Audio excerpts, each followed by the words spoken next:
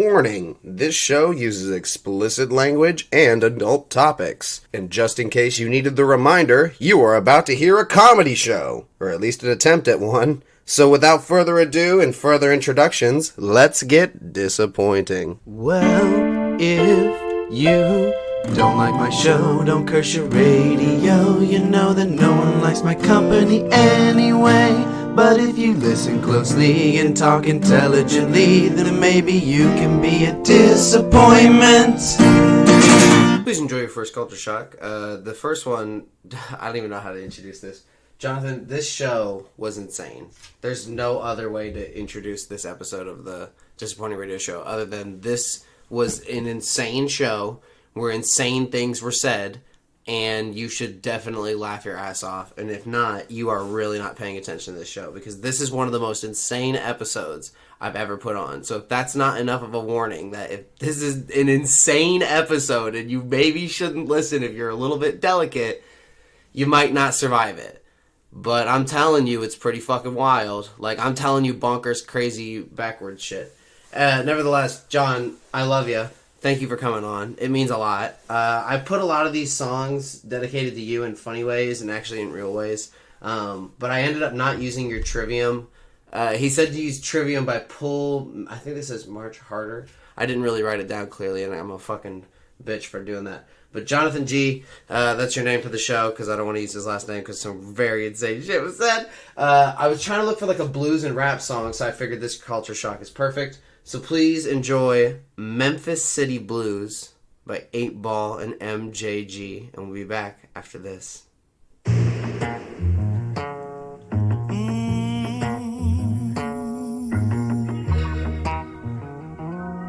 Said I got the blues. Said I got the blues.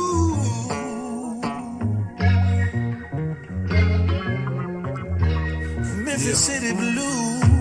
Light up the screen, watch me light up the room, watch me light up the mic. Fat boy be the truth, nigga live and learn the streets will get burned. Niggas take what you earn, they be slick as a perm. Man, I try to be slicker, try to be cunning and quicker, try to be more than just another broke ass nigga in this game of life.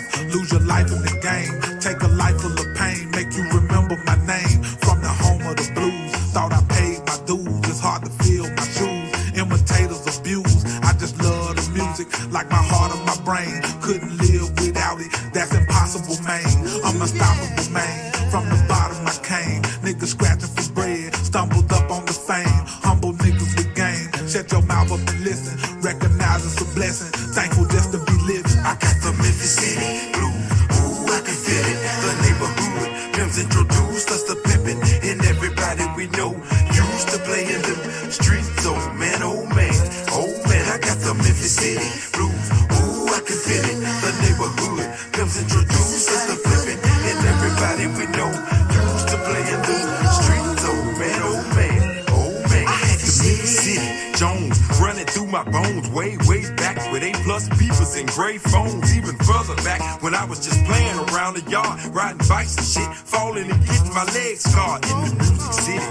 Memphis 10, it turned me into this. My dad and a couple of my friends, they play instruments, and when we used to roll to school at 16, we bumped shit like Bobby Womack and Al Green. Hell, I knew most of the old school shit from front to end. I was starting to memorize 4/5s at age 10. I come from a city where R&B run deep, and the blues was the music that paved the whole street. It was only natural that we would take the torch and run with it.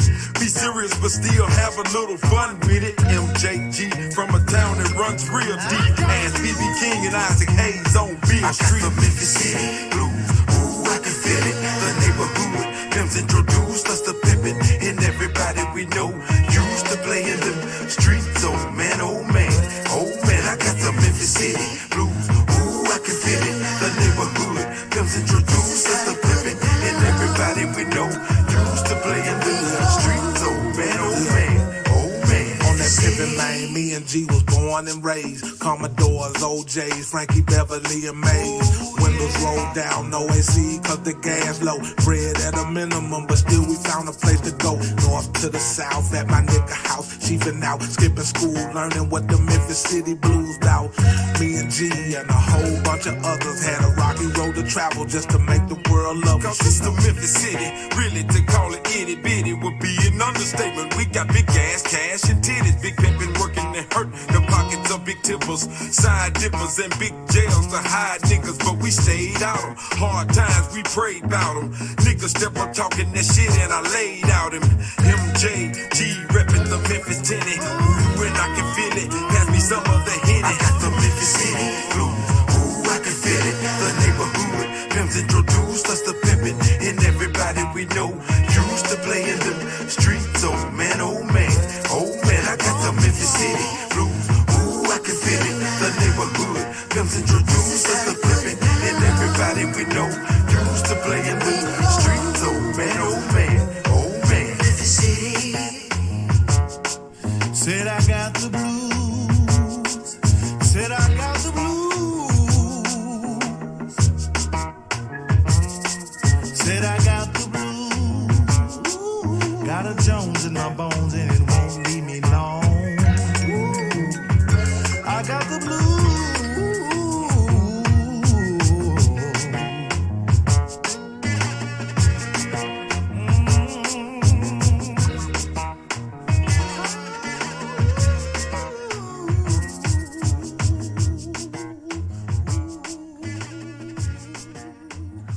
I literally tried to find something that was perfectly between jazz and rap, and I couldn't have asked for anything better. So if I never nailed an introduction vibe for John, that's it, because he likes a lot of genres of music, and I tried to blend something. It's going to be a lot of rap because he told me in confidential, and now you will know that he wants to be a rapper of a very high caliber, and you'll see of what caliber after these stories, and we'll talk about that. But why spoil the fun? But I warn you, it is an insane episode. I'm going to say that. I'm just going to keep talking about it. Every time I work with John, because we used to work together, he had a lot of drama in his life, and it made me feel really bad because I couldn't really help it, but I could always be a friend and listen and talk and be there with a funny cigarette and be like, hey buddy, it's okay. So this song, it's a lot of 8-Ball. That's the fucking joke of this fucking show. I'm sorry, John. There's a lot of drama in my life by 8-Ball. It's Drama in My Life by 8-Ball and Psychodrum. I've never heard of the second one, but it's a damn good song. So please enjoy. John will be back after this. It is an insane show. I'm going to say that one more time so you know. Please enjoy.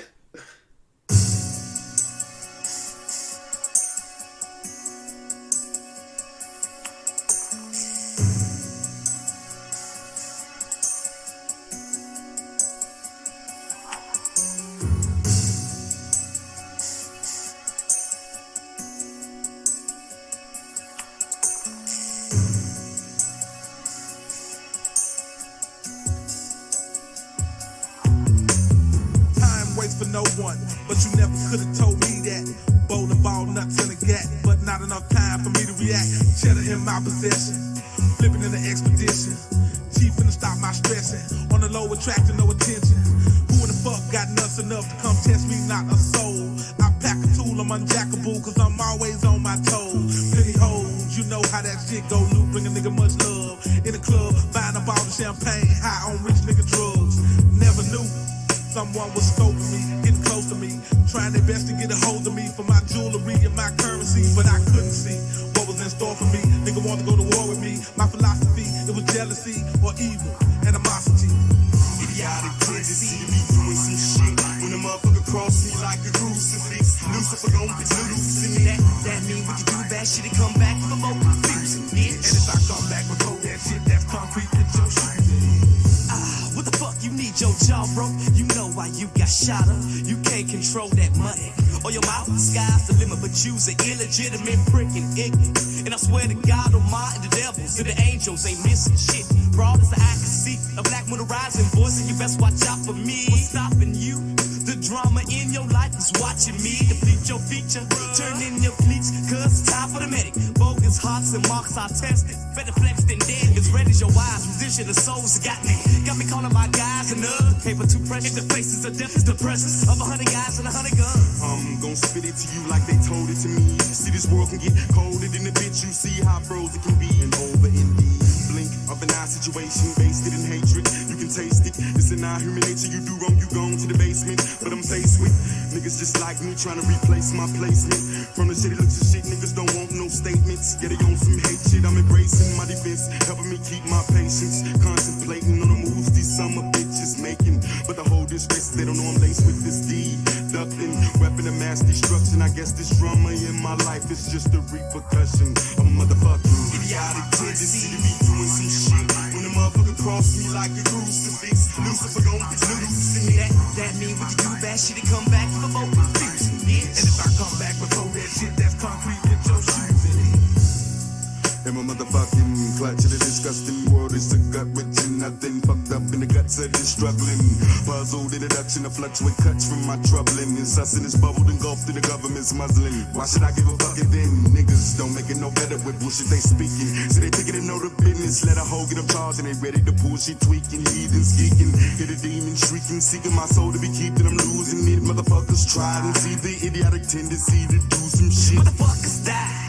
Why ask why when you got concussions and caskets, he the worstest. And now you know from the pain of the baddest habits I gon' ride. Kinetic energies growing thicker, adrenaline rushing fast. Slanted veins from vicious elixirs. I'm crazy, deranged. The nigga knows the deal I'm getting. I'm thousands of hundreds. The paper too precious. The faces of death is I been a done it. That mean when you do bad shit, it come back. Give a more confusing, bitch. And if I come back again, that means the loosening for bitch. The whole moral to my dilemma, how can you expect the unexpected? Drama in your life can get your life ejected. Popped out, knocked out, dropped out of the human race. Memories get erased. The killer and I standing face to face. Now we got a race, but it ain't no second place in this marathon. Look what that Anna done. Cross me with some drama, son. Not thinking about how loud my actions speaking. Now I'm reaping what I sowed from those idiotic tendency to be doing some shit. When the motherfucker cross me like a crucifix, Lucifer gon' be losing it. That mean when you do bad shit, it come back for more confusing, bitch. And if I come back before that shit, that's concrete, get your shoes in it. Idiotic tendency to be doing some shit. When the motherfucker cross me like a crucifix, Lucifer gon' be losing it. That mean when you do bad shit, it come back for more confusing, bitch. And if I come back before that shit, that's concrete, get your shoes in it.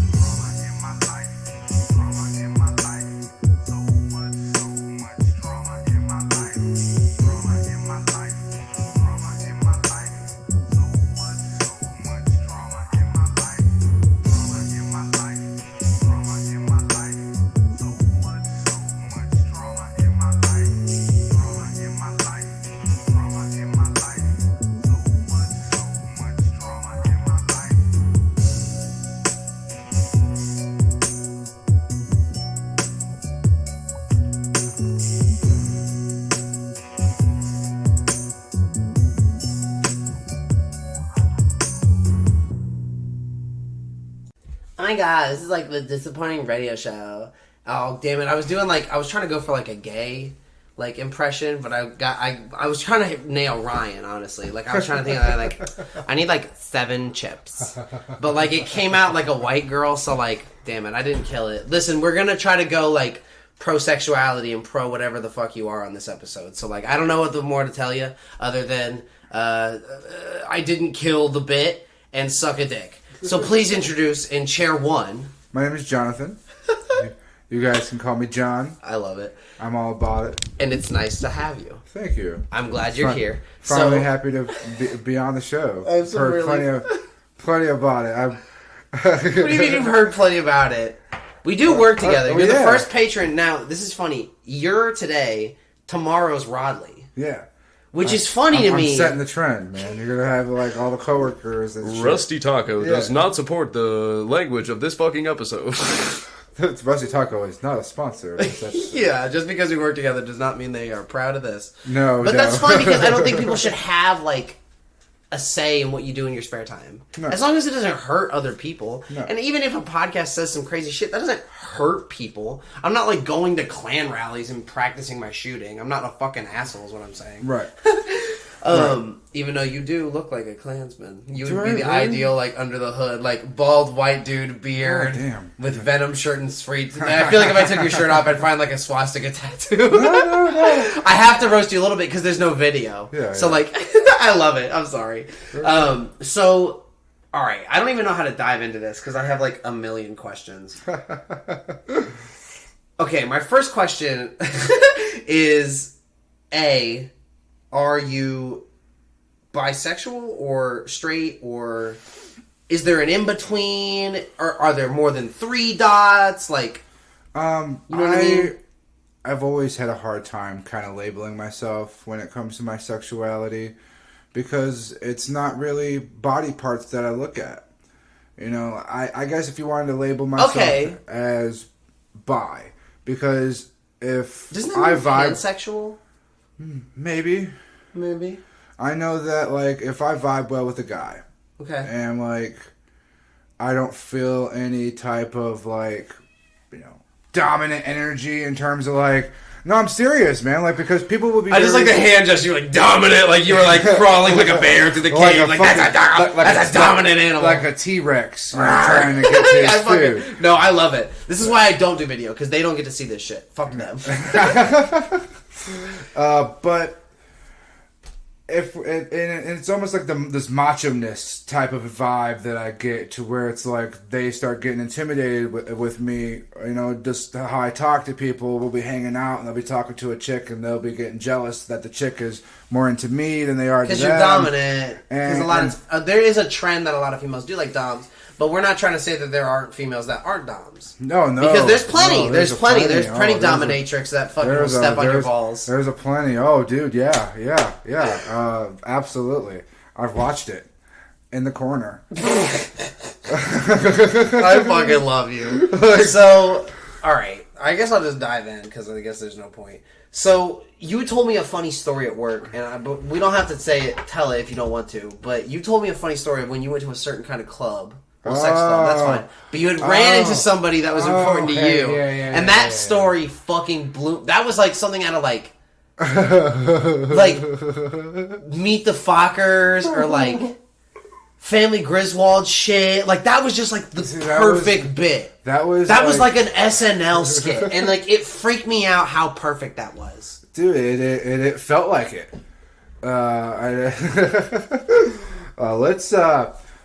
That was kind of like closer to the end of that time of my life. Okay. So it's in the past. We should start this bit by anything in your past. We'll get into that part later because okay. I feel like start me from the beginning. I feel like that has a little bit of spoiler.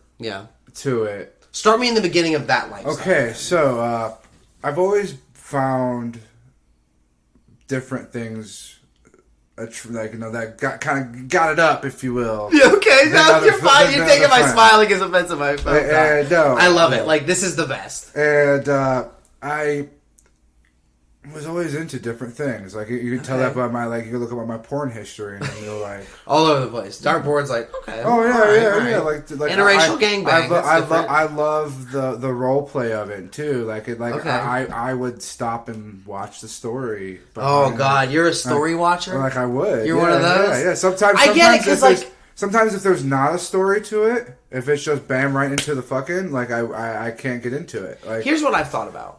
The people who like story porn are the people who are going to really like VR immersive porn because they're there to feel like they're there. I don't really care for VR porn.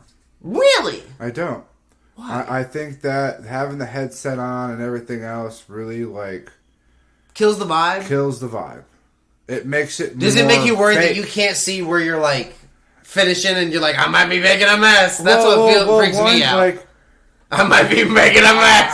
I'll fucking sneak off and do it while everyone's home. You're funny as fuck. So it's like I kind of can't just be like sitting there with the headset in my chair. Yeah, somebody just fucking comes in like, I hope nothing bad happens. Like I hope no one comes in and sees me and not to be too paranoid. Like, and so already kind of ventured into, like, met different people at a young age that were into it at a young age. Okay, like, that's nice. Young people. I mean, because this is gonna freak people out when I say this, but I was about like 15, 16 years old when I started getting into the lifestyle. Okay, but it was with people more my age. Yeah, like because and you're already like, and I'm not trying to be gross by this, but like, whatever you at home hear this, and you're like, I was fucking by like whatever age.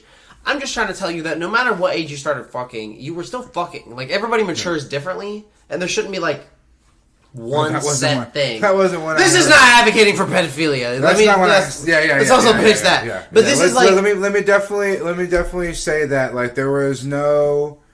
At any point... There's no 37-year-olds being like, this. Yeah, like, when the really, really freaky stuff started happening, I was of age. Okay. Like, I will say that because... I was okay. Maybe age not of quite. consent in Ohio is I think 16 and a half. Okay, Isn't that fucking hilarious? Yeah, maybe not quite. I was probably about like 17 when the freaky stuff started happening. But like, I love that answer. The sex didn't like because I started off just watching. Okay. Like that's okay. So I'm getting ahead of There myself. was a whole. I have friends in the swinging community, and they tell me like there's just people who watch, and it's fine. Yeah, so you were a watcher for a while. You were like a perch. Bird. Like, so I was real heavy into the underground music community in Cleveland at the time. Okay. Like, I mean, I was hanging out with people that I never thought that I would be hanging out with. You know, like really? Fucking smoking a blunt with MGK. Sitting in a circle, not realizing I'm sitting across from Smokey Bone, just talking and sharing stories, and I'm like, wait a minute, who the fuck is this guy? I'm telling you, everybody's swingers. Everybody's. And then this was not a swinger party. I know, but like everybody, I guess not even swingers. Everybody's just into like seeing some funny fucking shit. I don't even know, like, I don't know. But so we're hanging out at this party, and there was this woman there, and I'm talking to my buddy who's hosting it, and I'm like, dude, who is this woman? Like, he's like, oh, you gotta be careful with her. And I'm like, what do you mean you gotta be careful? What does that even mean? Like, what do you mean? Because, like, she'll tie you up, string you down, and leave you there overnight. Let you marinate in your own juices. Jesus. And I'm like, God damn, bro. Like, that's an intense level. And I'm thinking, like, whoa. Marinate in your own juices. I can't let that go by. And I'm like, I kind of, You were like, a challenge. Yeah. Like, you know what you were? Do you ever watch It's Always Sunny in Philadelphia? I've seen episodes. Okay, when the very serious moment with Dennis happens, and it feels literally like the gong has been rung. The chalice is on the table. Like, bong. It literally plays in the background, and when he's like, Dennis, you're not really this guy. And he's like, bong. He's like, what? I'm not what? Right. And he's like, the challenge is there now to, like, really take it on. So, like, once you... I think he should have never told you. That's the issue. Well, I think even if he wouldn't have told me, I'd already had my sights on her. You were... This is a prep stage, at least. You at least had a second to be like, all right. I was already known at this point that if there was a party, I was leaving with somebody. Okay. Like, it didn't matter how old they were. It didn't matter how young they were. You're just a little nympho. And they're fucking awesome. And the funny part about this is, you look at me now, I was like 350 pounds then. Really? You were like a fat dude? Yeah, I was a fat dude. You are not a fat dude now. No, I'm not. You used to be a fat dude? You were killing pussy? Oh, killing pussy. That's why there's no excuse. Potentially killing dick? Like, I mean, not at this point yet. Okay. I was already curious. Okay. I'd already been kind of curious, you know, and I've already experimented, but like not like suck it out. It was just like kind of things happened. I fucking love that. Like, I didn't seek it out. Like, it's just moments in time where it's like, we're kind of just hanging out and like, dude, like, let me see your dick. I'll show you mine. What? Like that has come out of your mouth just casually hanging out with somebody. That is the best thing I've ever heard. Like, if I ever pitched that, my friends would beat the living shit out of me. They would be like, get your if you show me your dick, I'll tear it off you. I wouldn't say that necessarily just came up, but it'd be like... It didn't just come up. Yeah, no shit. You would coerce it. They would be like talking about their dick, because I will bring it out of people. Like I do. I bring sex talk out of people. It's just, you know what it is? It's the charisma. Yeah. And it's you have pretty eyes, and I think I have pretty eyes too. And that's why I don't wear shades all the time, because when I don't, people are like, wow, you have really blue eyes. I'm like, I don't like when people point it out all day. I have funnier things to say. And you'd be like, oh, your fucking eyeballs. Oh, fucking eyeballs. That's another day. That's another day. Folds glasses. Let me tell you. So, again, like I was been a very smooth talker. And all my friends that had issues with talking to women or getting women, like, because I would never say that I get people laid. I get you out your comfort zone enough to be able to break the ice with somebody. Now you can do it yourself. Yeah, because if you can't break the ice with somebody and you can't have a conversation like that, it's all that initial meet.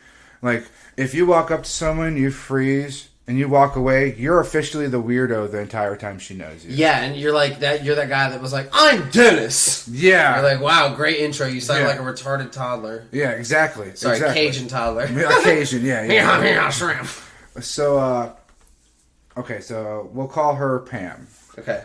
So I seen Pam. Asked my buddy, told me that, and I'm like, Pam. Like Pam Weasley. Picture the Pam from The Office.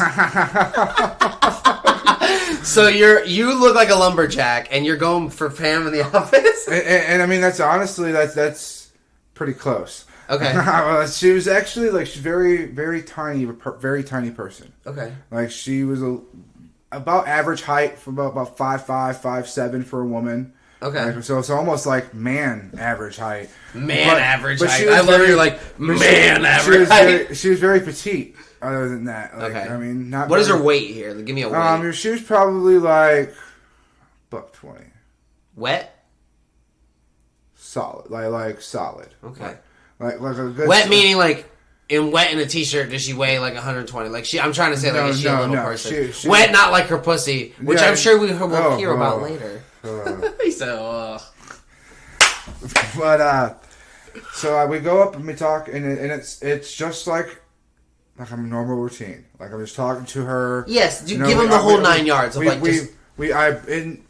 approach her, and we're talking. And I kind of did I don't typically would have done this, but for some reason, again, I feel the vibe out from the person. Just from watching from afar, you can being able to read people's energy kind of gives me the upper hand, because it's not just let me get close to you and feel it. Like I can see people's auras from afar. Yes. So it's because you have trained eyes. That's one of the things of men is that can you see people's auras close or far. And then can you see other... Because sometimes, because they do I think look objects different. Have aura sometimes. Yes. Oh, absolutely. But it just depends if you can, identify it. Yeah, I mean, reading energy from a person and reading energy from an object are, totally different skills. Yes. That's why sometimes it feels weird, but you're like, I'm not sure. I kind of sure. I can feel it. The reason I think people get people more is because you are a person. Mm-hmm. And you would be able to, Bradley pick up said that to me, actually. Really? He said he said that's the reason that... I can't wait for Rodley to come on and we'd be like, bro, we talked about you. Yeah, he actually said, he was like, the reason why I like you and Rod... He's like, the reason why... Rodley said, the reason why I like you and Brighton so much... Why was that so hard to get out? Heaving out, sucker cock! Was because you guys are people. You guys just know people. You guys aren't like these fucking... And I kind of cut it. I'm like, yeah, we're not robots. Okay. It's exactly. It's you're not like this manufactured thing that... Doing the 9 to 5. Yeah. You Gray. Guys are... you guys are people. You guys can connect. You guys... Bridge gaps. Yeah. And some people, he's like, some people might think that it makes you look a little bit more outgoing, a little bit more flamboyant. Yeah, or however you want to take it, depending on gender, which is bullshit. And some people because you know what, if a girl was outgoing like that, they're just like, oh, she's spunky. Yeah. Okay, but if a guy's like that, he's potentially gay. Yeah. What the fuck is that? Yeah. So I meet Pam. We start talking. Pam Beasley. And it was a we had a great time. Like Okay. we hung out, we chilled, we talked, Friends. we drank, we smoked. Nice, I mean, we nice. shared stories. I mean, that's all it's about. Yes. That's what people don't get. Yes. Take the time to fucking get to know Talk somebody. to like, people. Don't They're a just person. don't just walk up to them and be like, "I want to stick my dick in your asshole." See, the Like thing you is, like, just can't, man. Like, and people wonder why. Like, that's people take it that the same way as an unsolicited dick pic. Like, don't just flip your dick out on the table. Yes. Like, come on, guys. Like, think with Yeah. your top head before your bottom head, because trust me, your bottom head will get it good if you use your top head first. yes, like, exactly. Come on. And like, I don't know. It's funny to think that, like, yes, there are environments that are like, you know, mass orgies where they don't want to fucking know they just want to see your parts and if you're a toy, and I get that. But like, even if you're in a setting of you're like, I'm just trying to fuck, get to know the person. Yeah, a little bit. God damn it. Like, you should kind of know where your dick is going to be inside of. Yeah. You should know if it's gonna fall One off or sentence not. in, she's like, yeah, I grew up in a trailer park, and my brother used to run trains on me, and I might have like an incest baby in me, and it's and then PC's like, well, she won't get pregnant, or maybe it'll like eat the sperm, and maybe it'll get smarter. It'll gain its knowledge. It'll absorb of all the some past sort of- presidents are gonna ban. But we ended up going back to her place. Okay. And we get to the door, and she's doing the kind of the total signs of someone that would want to kiss or have you come back inside. She's playing. You can kind of feel like she's antsy about something. even if she's not saying it. There's that don't walk away. Don't just walk away. Yeah. Don't, that's the vibe you get, because that's what people don't pick up on. It's not don't walk away, because it might not be like she might not want you to go back inside, but she might want to kiss you. But she might want you to kiss you first. And you know what? God damn it! If you're really that petty and you don't want like a 10-second kiss because you don't want to fuck, go fuck yourself. You should enjoy the little things. Yeah, a nice kiss from a pretty girl. Yes, and then you'll walk her home. God damn it! This is the 70s. This is. And that's it exactly. We both look like we're from the 70s. Yeah, a little bit, yeah, a little bit. But that's what it was. We got to her door.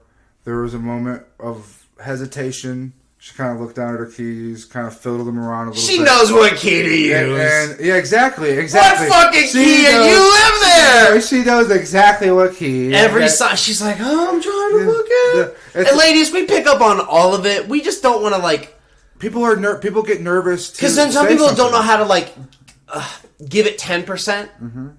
And one of my favorite animes, which is the main hero, well, I guess like the main superhero of it, is All Might, and he teaches his apprentice Deku to like, you know, eventually like use percentages of his power, like not 100%. Don't go 100% out of the door. Like God, like some people are like, oh, I think she wants me. Maybe I should like throw her up against the wall and fucking like aggressively grab her tits and fucking like tell her I want to come in her. And like, Jesus, don't.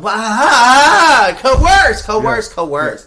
What have we taught anybody today? Nothing. And okay, so we get to the door, filling keys, and I've really big like some I was fiddling her keys. I guess I can kind of say like taught. Okay. Like, because I'm not going to say that I didn't do my research a little bit before I started, like, talking to people and started, like, because I didn't know what to say. I tried talking to my first girl, and I'm like, what the fuck am I doing? So I talked to my brother, I talked to family, talked to people, got advice, read some books even. I never really read stuff, and I never really looked up stuff on the internet, but I did ask people, because I think people are the best knowledge for people. And I literally would just ask people who either know how to kid or something. So I'm like, so you've been laid before. Yeah. What the fuck do you say? And some people give great advice, some people give terrible advice. I was 10 years old when I first went and asked my brother, like, so I kind of like this girl at school. Yeah. But I don't know what to say or how to approach it. And like, I don't know how to approach it. That's a great word, because everybody says that. You know what? I say this on the show, it's fine to be wrong or not know something, because the moment you realize that epiphany, that turning point, you can ask for help. Or look at, and you can find it. You can be right. Don't ever be afraid to ask for help. Yes. No matter what it is about. Yeah. Like, even if it's your deepest, darkest insecurities, if you're comfortable enough with somebody, ask Come on this show and I will make fun of you. And I will listen and laugh. And I will fucking So, some people have told me to like, what is it like? 75, 80%, 20. So basically, you come up to them with the intent to kiss and let them come in the way. False. Okay. I don't think, because the approach enough, even just a little bit of hesitation, can knock them out of it, can freak them out. Yeah, because you don't want to seem like it's weird. Yeah. Like they don't. Because some dudes are like, they want it to be slow. Yeah. And it's like, no, they do not. Because you know what it is? The slower you are, the more time they have to be like, oh, God, shit, I just smelled his breath. Oh, fuck, I don't want to do this. Oh, I can shit. remember exactly, like it was yesterday, what I said to her. And I'm like, I really had a great time with you tonight. I can't remember exactly what she said. Yeah. He's like, I remember it to this day. I remember what she said. I don't really remember what she said. Specific memories. But I remember what I to this said. bit. But I remember what I said. And it was just, like, I had a good time tonight. But before I leave, there's something I need to ask you.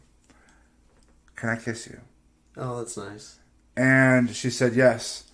And I reached my hand out. I'm not going to lie. You're so romantic. But this is where the real parts of us come out. And you know what I would do in that exact situation, or have done in that situation, because I've had things like that. Because I've asked girls, like, can I kiss you? Because I think you should ask. I don't think you should assume a kiss. No, yeah. Like, that's kind of weird. One time I was like, can I kiss you? And she was like, yeah, we can. Do you want to make out? I was like, score. Like, I said that out loud, did the fist bump. I was like, score. And I think just like, because like, I don't know, I think girls want somebody that is funny. Right. Because there's something about like, oh, not only maybe can he take care of me, but like, damn, I'm gonna giggle the whole time, and that's cool. Right. That's a nice fucking plus. Not to be like, Right. take out the fucking trash, Marvin! Marvin, take out the goddamn trash! Meatloaf! And so I grabbed her, I reached my hand out to her, and she put her hand in mine, and I pulled her to me. Nice. Like, I didn't approach her. I That's didn't come the up to her. micro dom. And I pulled her to me. That's you asserting the force of the... And I laid one on her good. Like, I mean, it was just, I didn't know what it was. It was like, I was feeling, like, especially when my hands connected with hers, like, because it felt like you kind of had like she was like a tool almost. That's a physical and like a, I can't really think of the right word. Here's the way I'll compare it to. In martial arts, there's a technique to where if you get punched in the brain, you could survive from like a baseball bat because you could like flow with the bat. Mm-hmm. You're taking her flow. She's essentially giving you. But we're having a connection. Yes. Like and not on more of just a physical but mental connection. Yes. Because your hands are what you use to either give or to synapses all over the receive place. Energy. Like that's the gateways to your whole chakra lines. And I love that. I fucking love that. And when I make a connection with somebody, being as open as I am, I can like feel their energy like to a deep root. Like I can see it like in my mind. Okay. And so when I felt her energy, like I felt how like like, I felt how bad she wanted it. Like, but like I also have to maintain control because being an empath, you have to differentiate the different energies, your own, somebody else's, the residual energy from in the nature around you. Yep. There's all kinds of different ways for energy to latch onto an object. Yes. And especially nature, people, animals, especially animals. Animals, it's especially in animals. But the dog is just sitting there and it's like, fuck me! Yeah. It's like, God damn it, I didn't mean and so we hung out a couple times after that. And it was daytime shit, like going out and get some coffee. And I didn't even fucking like coffee. Right, but you're I was just like, doing it because she's there. Yeah. And then I'm like, that's nice. We went out on a date one night to like an actual club, and we're talking on the phone one night, and she was like, so, like, I was wondering if you wanted to go out with me on this date. Right. And I'm like, well, yeah, sure. She's like, I do have to warn you on something. Like, I don't typically bring people, but I trust you enough that I want you to bring. I want to bring you. I want you to see this part of my life. And I'm like, oh fuck, okay. This part of my life. I love this. Like, again, challenge. Yeah, like challenge. The gauntlet's there. She's like, all right, I know you're cool. Bong. Yeah. And take the mantle. And she doesn't really tell me much until the day of. Because she wants it to be... Yeah. She doesn't want to freak me out, I think it was what it was. Okay. But like sometimes texting and calling stuff just doesn't transcribe certain information well. She was like, there's a different side of me that you don't know. And I haven't really came out with it I got a big old penis. Because I like you. Okay. I like you. I don't want it to be, just this. And I'm like, okay. Like, she's like, but after we kissed, just feeling out your energy, I feel like you would fit in well with... Because while you were mapping her out, she was mapping you out. She was mapping me out. Forget, chakra's an even gateway thing. Yeah. And I mean, I'll get that in a second. And she invites me out, and we go there, and we're about to walk in. She was first, I had to make sure I had my ID on me. I had to make sure I had all this stuff, and she's like, don't worry about the entry fees and all this other stuff. Like, you're with me, so they're not going to worry. They're just going to let you in, but you do need to have documentation. So I'm like, what the fuck are we going? Yeah. I get. Sounds like a sex club. And we're about to walk in. She goes, here. She hands me this Phantom of the Opera mask. And I'm like, why do I need this? Why do I need this? She was like, it's most people for the first time like to wear a mask. And I'm like, okay, whatever. Like, The PC's like, I might take it off, but I'll wear it for the set. Why not? I'll entertain it's here. I didn't bring it. I'll entertain it. Why not? Why not? So I put the mask on. We walk in. And it's almost like there's multiple entryways before we actually even get to the club. Like hallways where there's doors and rooms and stuff, but then in the back. This is from the first door of you walking into the building from it's the kiosk desk or whatever. It's you can walk in, and then all of a sudden it's just hallway. Well, no, when you first walk in, it's like a business almost, like you're checking into a hotel. That part I get, but what happens? But then is there a door, a red door? I mean, it's not a red door; it's just a door. Is it the red door though? There is once it's that threshold, it's shit could be weird past this. Well, I think what it was is that from that point to where it does get weird, because there was a final door to get through, but I think those were private areas. And we are advocates of weird on this show. Oh, advocates! And this is just the beginning. We're gonna get a little bit more weirder. So we get to we kind of check in. Yeah. And they're welcoming her oh my god, welcome. Yeah, she watched the doors are flying. Yeah. Yeah, they know her very. She run this bitch. Yes. She's a frequent flyer, if you will. And we hit the first door again, long hallway with different hallways and doorways and stuff. Can't really hear anything. You can hear kind of music playing. You don't know from where. Or no, you know from where. You're not sure if it's coming out of the rooms in the back, but then you get to the door you're referring to. The red door. Which has a bouncer sitting by it. And there's just this dude sitting by this door. That's fucking awesome. Yeah. This is some underground shit. This guy can literally his job is to be this door is my job. Yeah, this door, to make sure that's an awesome job. People don't, because you have to have a certain pass to get past it. But we didn't have no pass. She was the fucking pass. Yeah. I didn't catch that until I seen someone else coming in that had this special pass. When you feel like you're there with a musician or something. Yeah. And he saw her coming and had the door open for her, kind of shit. And we walk into this room, and at first it's just people just kind of hanging out, drinking. Everyone's wearing masks. Some people aren't. There's people kind of hanging out around a specific person, and then there's people getting blowjobs in the corner, and then you realize that you're getting a drink at the bar, and there's people just fucking at the end of the bar. That's awesome. And then you realize that the bartender's naked, and you're like, how did I not catch that? Because now your eyes are just, you're like, oh, I guess I really wouldn't look for that. And then once you see it, you're like, oh, now I'm really noticing it. Oh, and now I'm looking for it. Now I'm looking for it. And I go up to her, I'm like, so this is what you're into.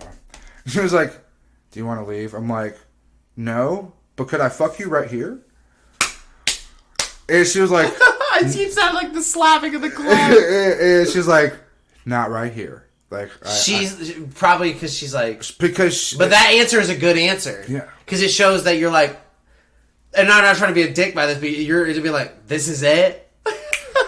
and Because that's the gauntlet for her. Yeah, Boom. Like yeah. she's like, okay, not here. because and then like after some couple times of going with her, I realized like this woman's a high.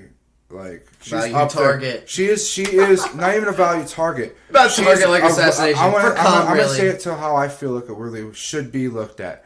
She was a very highly respected woman in the sex, the sex field. Yes. Like she was a teacher.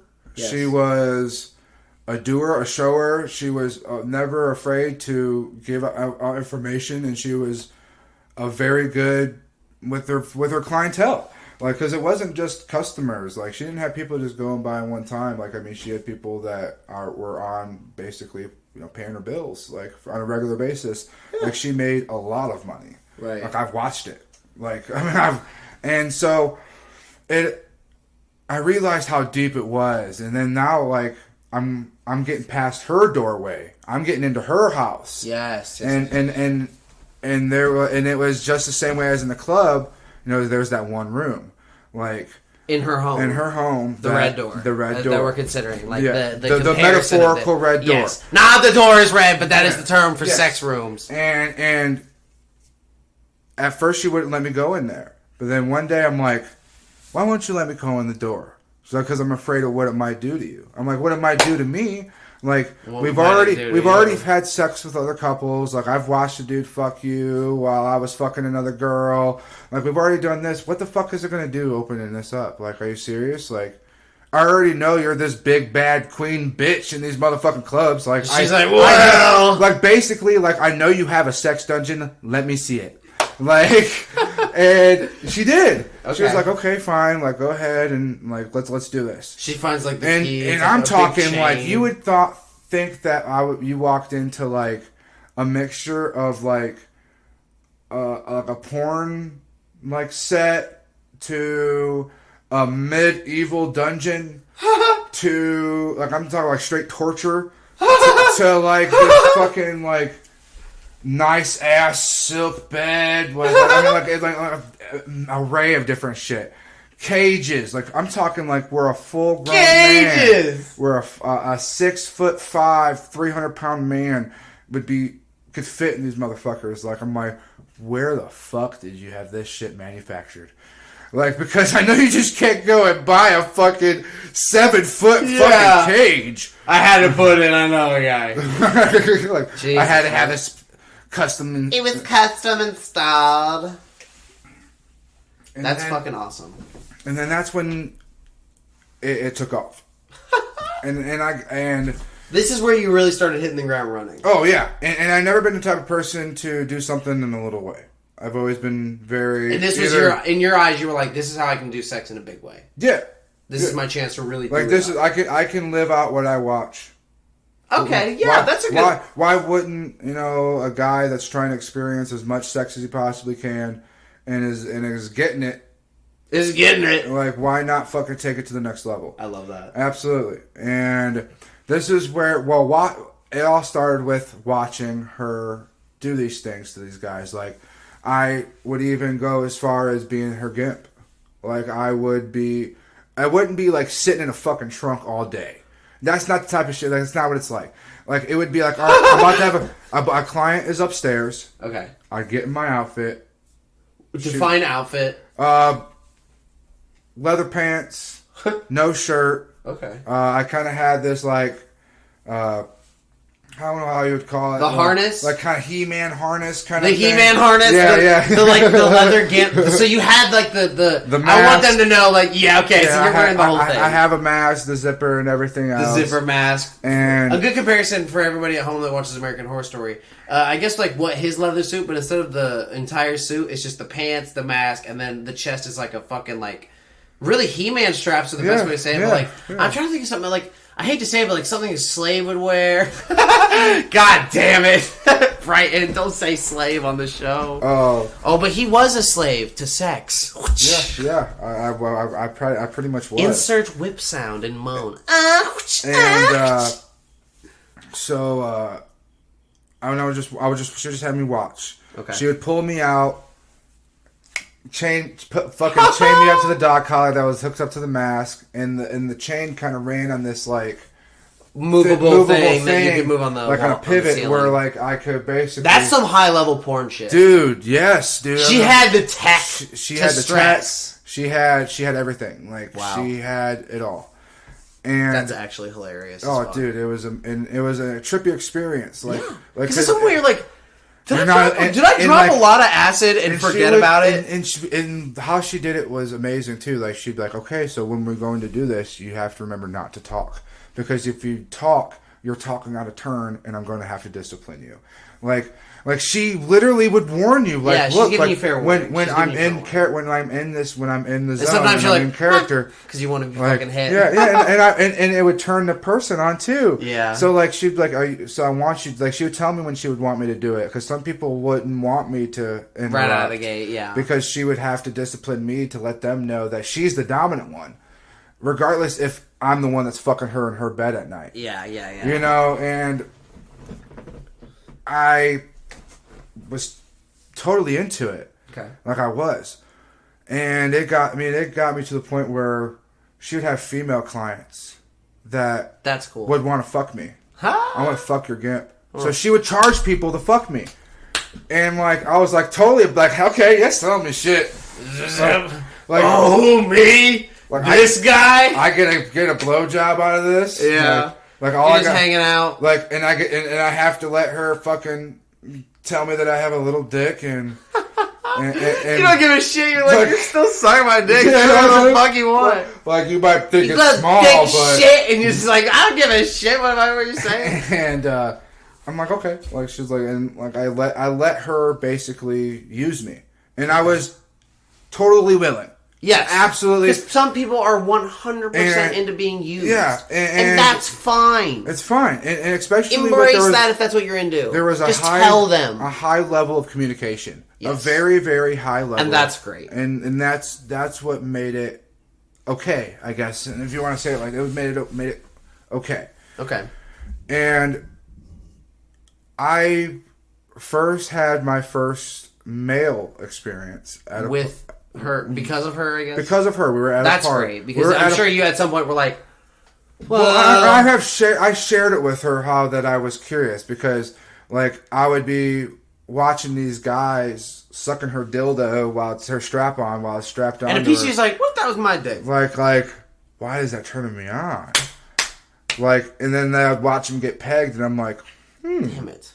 Like, why is there something for some here? reason watching this? He said, and like this is going to be very vulgar. No, but like for some reason, the begging wasn't enough. For some reason, like watching her like a dick go in a dude's ass and making him come for some reason was attracted to me.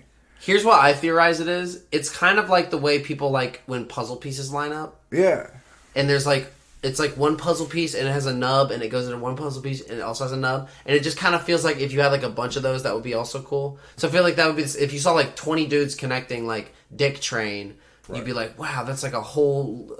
I think what it is, it's like, wow, that's a pipeline of cum. You say Dick Train, it's funny because that's kind of where this next part's going. See, my intuition, like my comedian intuition is dangerous. Because like, that's basically what this was. It was a... Careful, Brighton, your third eye is showing. Yeah, exactly. We were basically online. And there was a bunch of dudes that were all shoulder to shoulder. And our job was to stay there and let whoever do whatever. Jesus, Murphy. And like, you say your job, like, is everybody else on the same page with this? Like, yes. Was there like a briefing, like a commander, like, all right, soldiers, get on your knees. Here's the deal. You're going to let them suck your dicks. You're going to put their dicks in your mouth. You're going to fucking suck on some balls. And they like, eat my asshole. You're going to fucking look on nipples. You're going to fuck these men is what we're telling you. And you're going to fuck them hard. I do these bits to give guests also a chance to drink, if you couldn't tell. No, I was expecting it to be like that. Like, I even kind of... All right, maggots! Yeah. Like, what are we going to do? Is this going to be like Full Metal Jacket? Or we're going to have some... Full Metal jerk-off. Are we going to have some like a fat dude in the bathroom blowing his brains out? Hint, hint.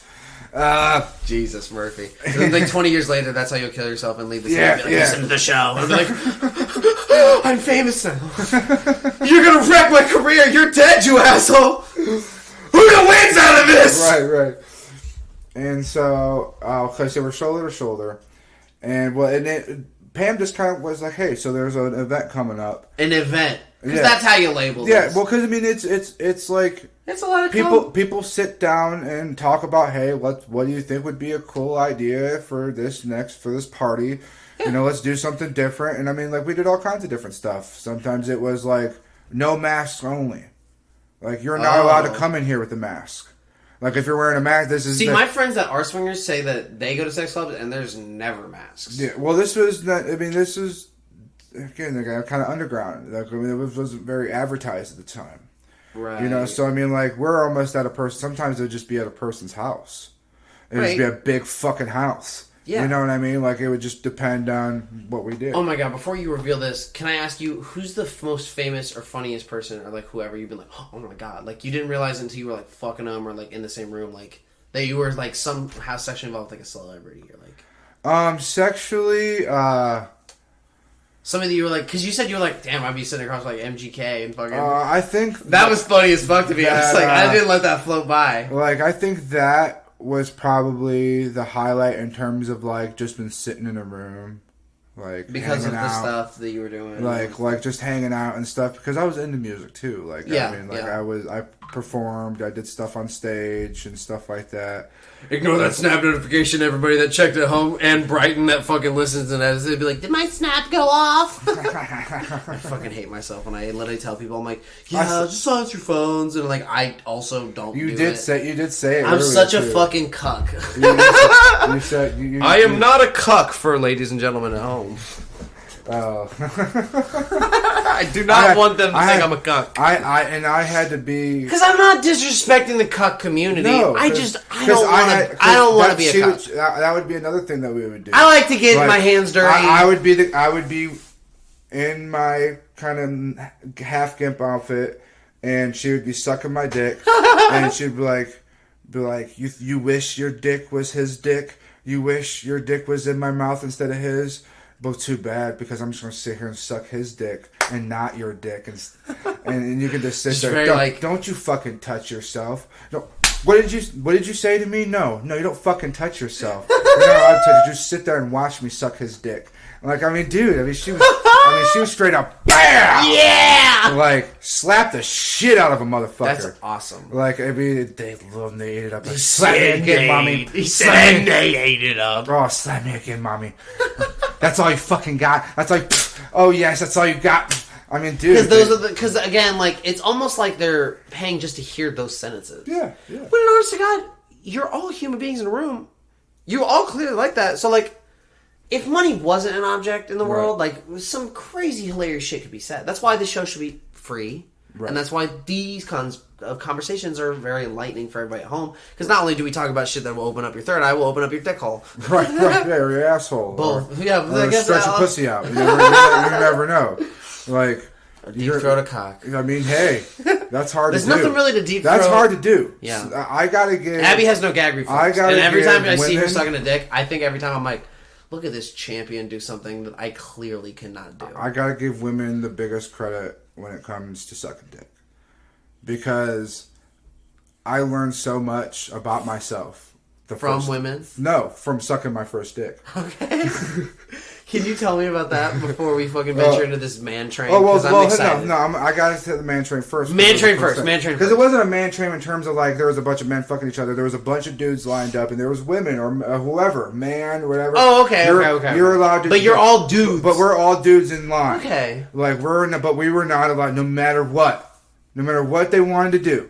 Like, they were not allowed to beat us or pin. Like, there was obviously rules said before, don't piss on them. Yeah. No, like, there was some rule. There were rules, but like anything sexual, like you wanted to suck on it, fuck it. You wanted to just sit it, smack your face with it, like, you know, like whatever you wanted, like just kind of like a I want to say like a guy with money at a car dealership. He's just allowed to, just kind of like touch the car. Or yeah, if he wants to ride it a little bit, he can. Imagine if you're a woman, right, and you wanted to pick out the perfect dick, and you went up to a place and you're like, well, shit, honey, we got 15 dicks in the back here. Let me go ahead and grab them for you, and they just wheel them out, and they line them all up, and you get to be like, huh. No, okay, I'm going to pass on that one. Little veiny. That one looks okay. Let me see how I can sit on that one. Okay, let me see how this one fits in my throat. I mean, you could pick the perfect dick. And I mean, that's funny. But you weren't allowed to go back. You had to go at the end of the line. If you wanted to go back through, you had to, like, say if you were at... Well, now that's an interesting spin on it. Let me say if you were it's kind of like a buffet. If you're at number 1. It's a sex buffet. Yeah. This is what... It's a dick, if you're at number buffet, 1, really. And then you moved to number 2, you couldn't go back to number 1 without letting everybody else get to number 1. Wow. That is actually hilarious, and that is the definition of a dick buffet. Yeah. I'm glad today that we've crowned that. And listen to the Dissappointing show, you'll find dick buffets. And I was fucking high as fuck, drunk as fuck. Like, I mean, not just like weed and alcohol. Like, I was on pills. Jesus. I did some fucking cocaine. I was fucked up. And all I remember was like, man, this blowjob feels. Oh my god, there's a dude sucking my dick. Why am I not stopping it?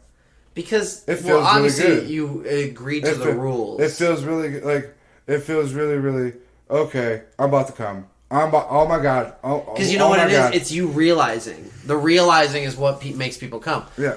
I think you could endure any blowjob and not come if you were just like, oh, Jimmy Crack Corn, I don't care. Like, you have show tunes or some bullshit. You're like, right. You feel like it's just like a workout. Right. But, like, as soon as you start to be like, this feels nice, you're done. Right. You're on that roller coaster of like, well, maybe not. It's like, well, you already realized it. You've said it out loud. And you're blasting fucking loads. Yeah. And so I brought it up to Pam, and she's like, that's kind of why I asked you to come, because I knew that would happen. And it's like, I wanted to break you out, and to... I want to break. Because she's like, you shared it with me. I want you to be able to open up enough to at least be able to experience it and to find out. In an underground setting. And to find out. At least. Yeah. Well, in a very discreet setting. To find out at least if you like it or not. Right. And I did. Yeah. I can't deny it. I did. So, came time. Like, that was literally the came time. And more like come time. and I shared with her my worries, and like she helped me kind of learn how to was kind of explain how to give a blowjob, like kind of coached me like she was retract the teeth. That's the biggest thing.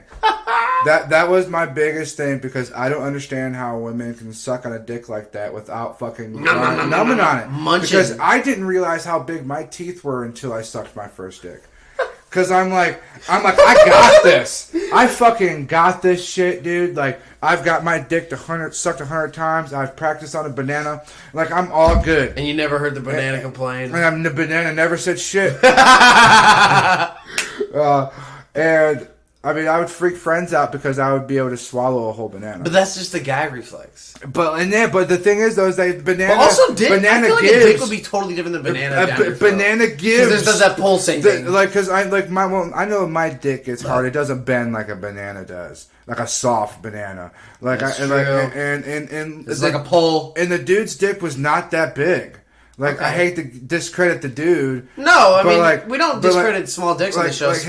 Small dick gang in the house. Whoop, whoop, listen at home, not me. Got big old dicks in the studio. Whoop, whoop, whoop, whoop.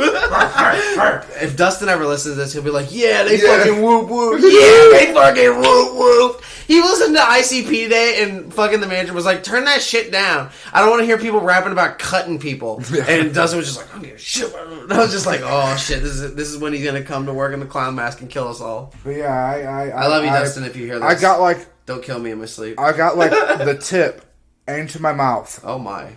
And like, this isn't so bad. And then it starts to get more a little bit. And then like it starts to get a little harder. And see, the only reason I know this is because I've written 1,000 SNL sketch about a guy's first blowjob on the other end because, and the bit always starts the same because I'm lazy. He goes on a date with a girl. The girl has a dick, and he's just like, he gets his dick sucked. But the deal is, if he gets sucked, she gets sucked.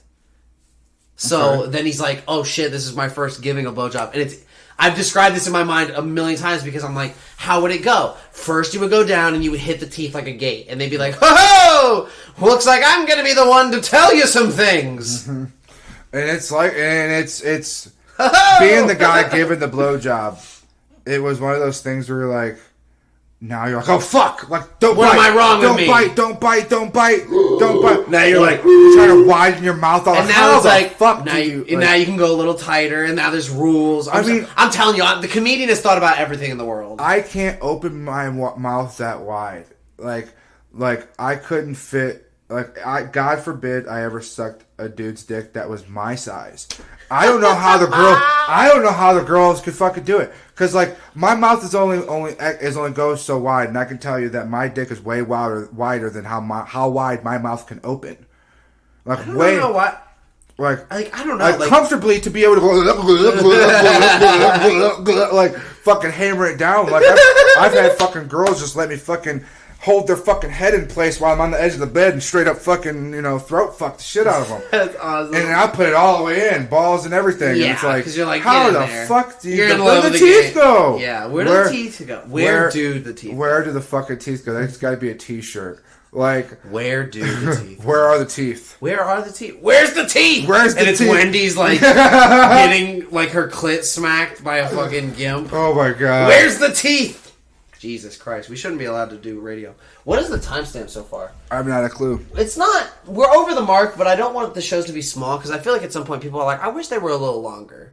Not like our dicks. So not like our dicks. Because like the flow's nice. I think it's just gonna be a long episode. Like our dicks. Like our dicks. We're on Ron Jeremy here.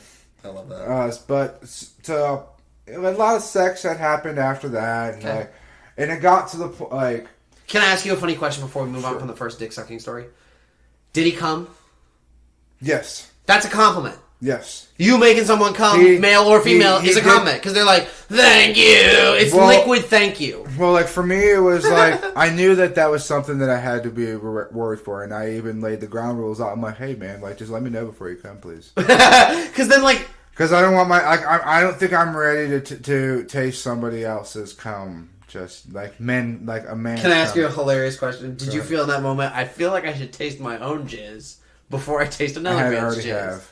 I've never tasted my own jizz. And I think that's one of the funniest comedic bits ever written and that I want to do, but like, I don't know if network television is ready to endorse somebody that's like, what if it's a show where the first bit is like a guy being like, at home, and he's like, I wonder what my jizz tastes like. Well, at first, and then it's like 10 minutes, he's like, I shouldn't live alone. It was actually the first time. It was by accident because I've tasted my cum a couple different times. That is a hilarious story. The first time was just seriously like I was just jerking off, and I guess I every other time. You're not even thinking about it. Yeah, You're just I'm not even thinking about it. And I guess I may have been a little bit too propped up or something like that. Oh my god! You shotgun blasted yourself in the face. I straight up poof.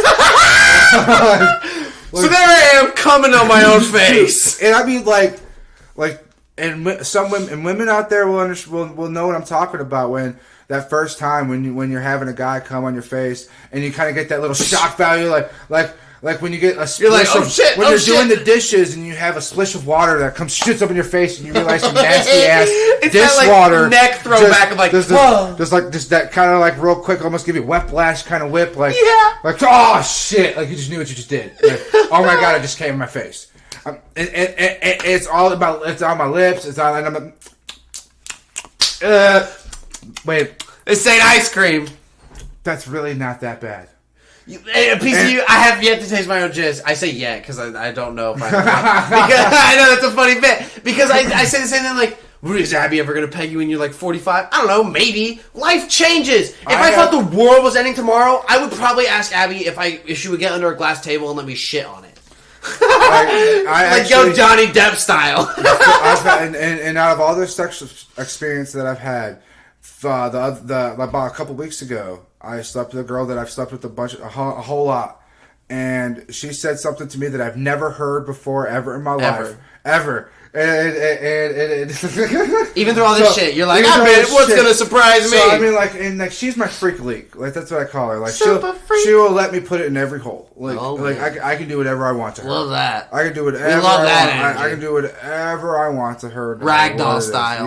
Yeah. And like, she hasn't had a car, so she's lost a little bit of weight. She's been walking everywhere, so she's a little more bendy. So it was like I was fucking dickhole. I was like ass. Butthole, pussy, butthole, pussy, butthole, pussy. Like a butthole, video pussy. game, you're like, I'm just trying to go for the best combo. Yeah, like, yeah, a little yeah. bit, like a couple of ass. Yeah, Then a couple of pussy. fingers and then in I'm the gonna ass. fucking, when you're not expecting it, I'm gonna slap your tits. I was fucking, dude, I was smacking around and everything, dude. It was awesome. But like, I was like, the girl that I had broke up with, she doesn't like the taste of cum. Right. She doesn't eat it. And so I'm She like, doesn't eat it. So I'm thinking like, I haven't had that in a while. Like, I want to be able to bust in a girl's face and bust in her mouth and shit. And so I was like, I even said like, I'm fucking her, and I'm like You want me to come in your fucking face? I was like, this is gonna be probably the last time that we ever have sex, and I'm gonna fucking bust all up in your face. And so I pull her down. She wants me to bust in her, but of course I'm the dom, so she fucking lets me fucking. Because you bust in her all the time. Yeah, and I fucking shoot a huge ass. Blam, nose, spiderweb fucking, style. Like shoot it all in her mouth, and like she was like, I was like, oh my god, no thanks. Like, I was like, I'm not gonna lie, kind of tastes like chicken noodle soup. What the fuck? I'm like, what the fuck answer is that? And Did you have soup? No, Alright. no soup. No soup. No soup. No was soup for involved. you. No soup was involved in the making of the semen. Like, not at all. and I'm like, should you say my semen? Chicken noodle soup? Because now you're like, no way. yeah. And I'm like, the only thing that would have been better if she would have been like, good. Oh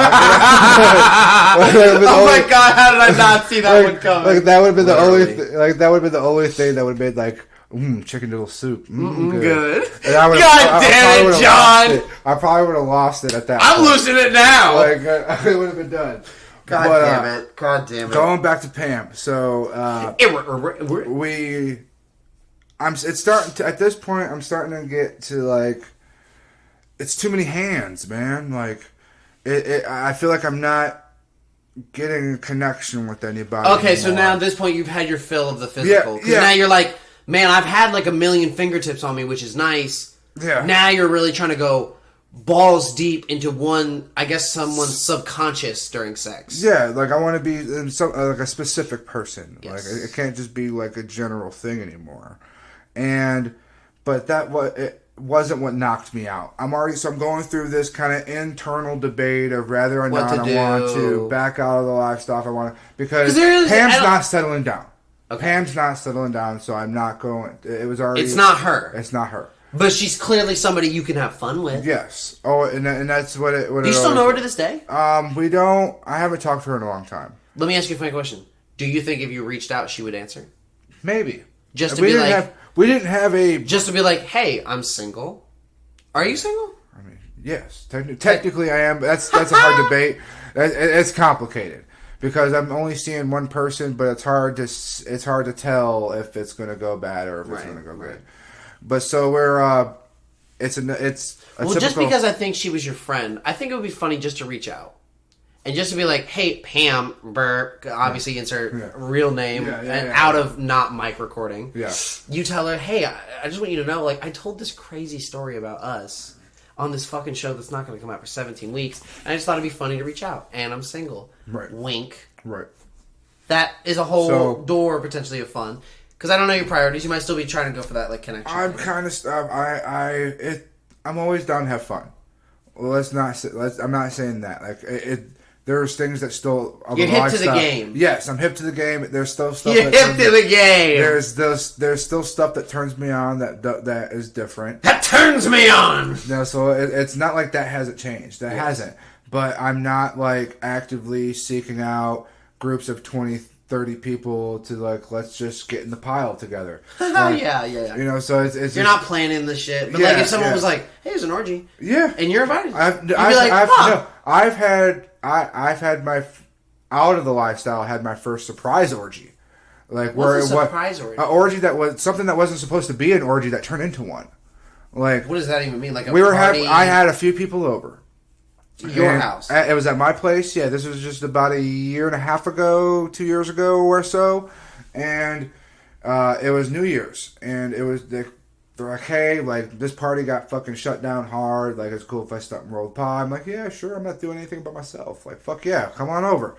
And you're just home alone. Yeah, and she was like, I'm bringing a couple friends if that's cool. I'm like, yeah bring whatever. And then they got there, and then they got a call. I'm that kind of dude too. Like, yeah, whoever. And they got a call, and it ended up being like me, 2 other guys, and like 4 or 5 girls.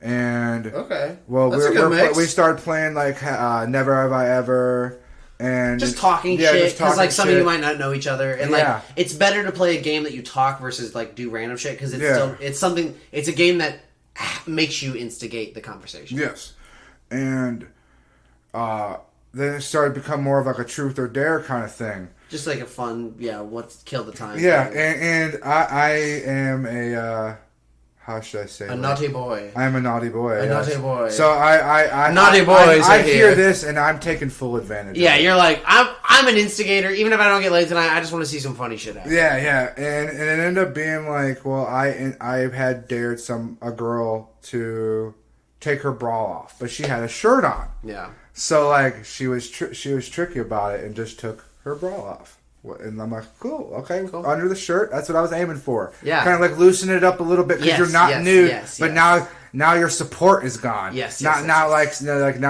you're a little more comfy. A little bit more comfy. Now that's different. And like now you know, like your boobs are out, kind of, and you start, and it got back.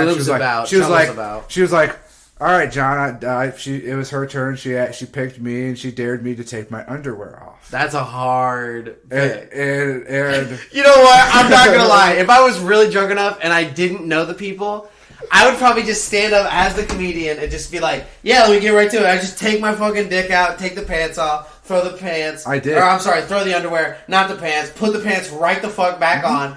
Did you really? See, that's why I had you on the show. You've got great energy. Yep, that's exactly what the fuck I did. I got the fuck. I was like, excuse my dick for a moment. She said it, and I'm like, okay. Got up, took took my basketball shorts off because I'm just chilling at home. This is typically what I would wear is basketball shorts and a graphic T-shirt. And so I took my basketball shorts off, fucking whipped my underwear off, and I was like, oh my god, his dick! Fucking put my basketball shorts back on, sat back down. I said, you're at my home, I have the most right to show my dick. And then, like, it got back to, and then it got back to the girl, and like, I had said truth, or there was a couple rounds, and got back to her, she looks at me, she was like, she had told someone else to take their pants off, and I thought it was funny. So when it got to me, I told her to take her shirt off.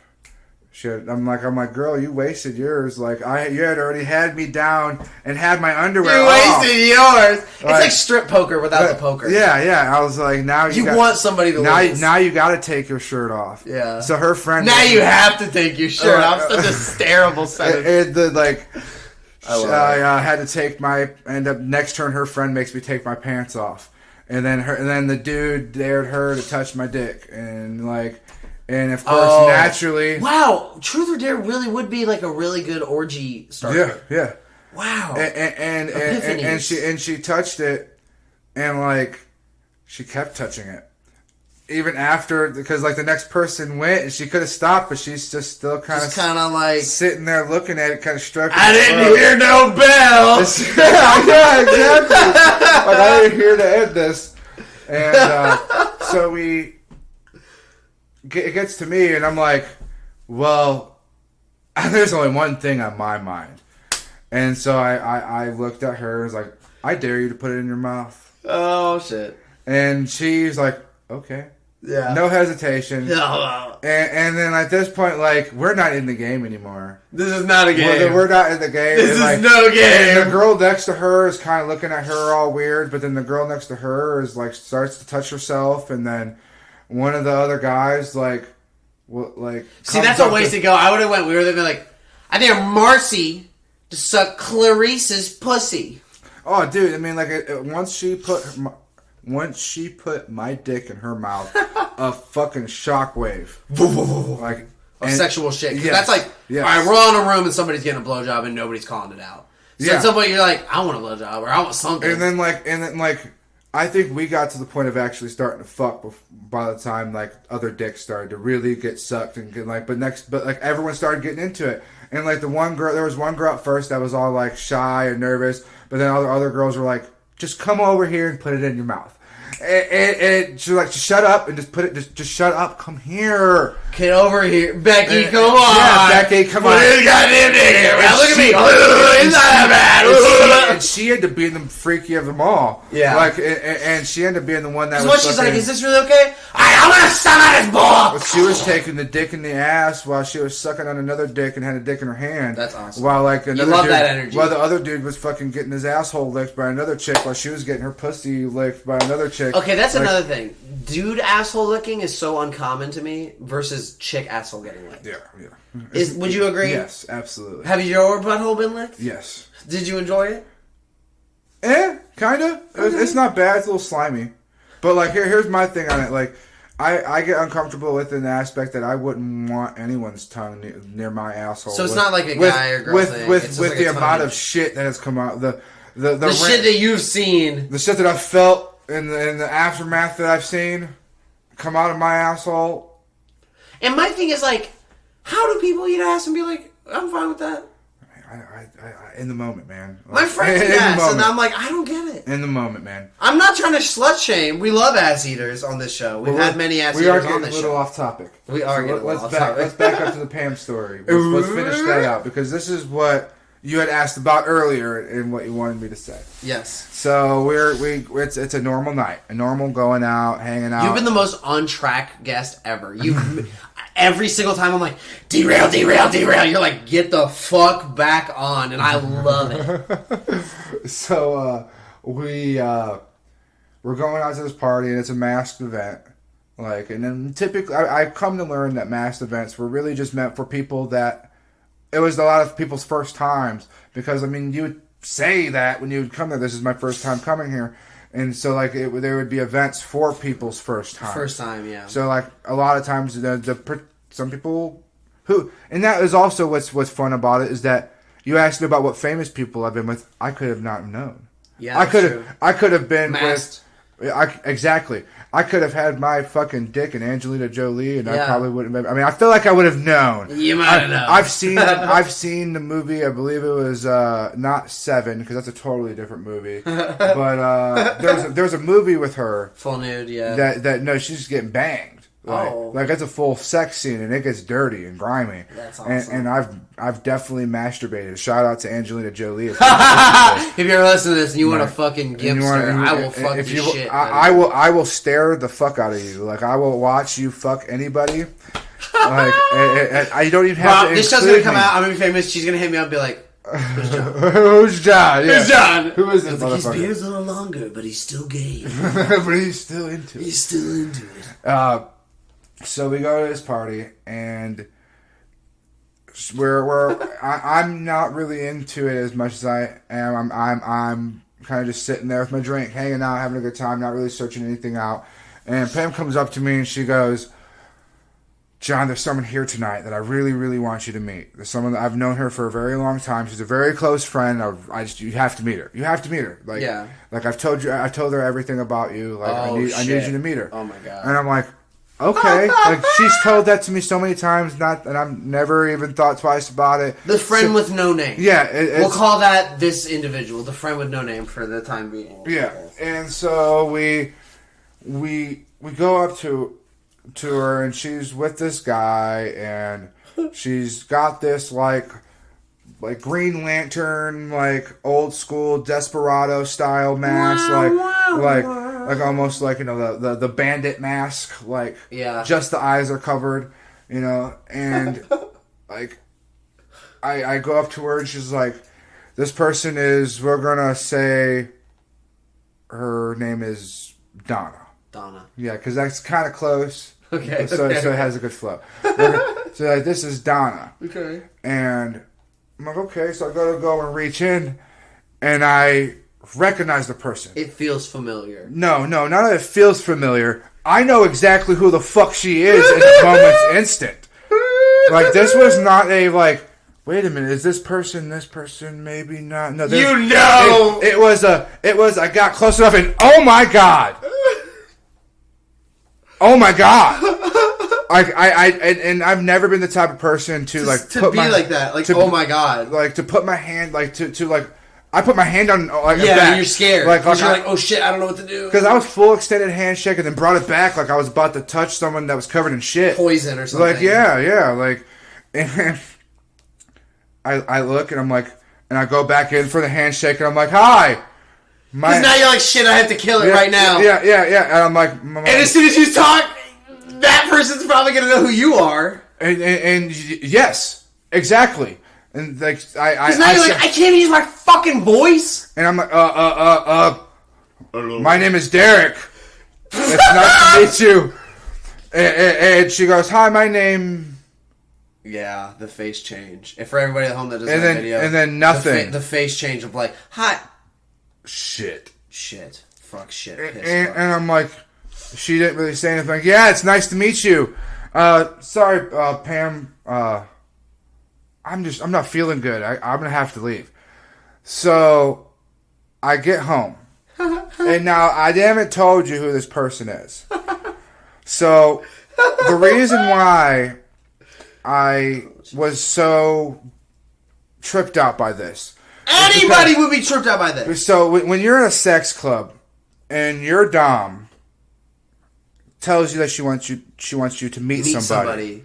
And you go to shake their hand, and you realize that it's your mother. Oh my God! It's one of those things that kind of puts you back a little bit. He said, like I've sucked on your titty.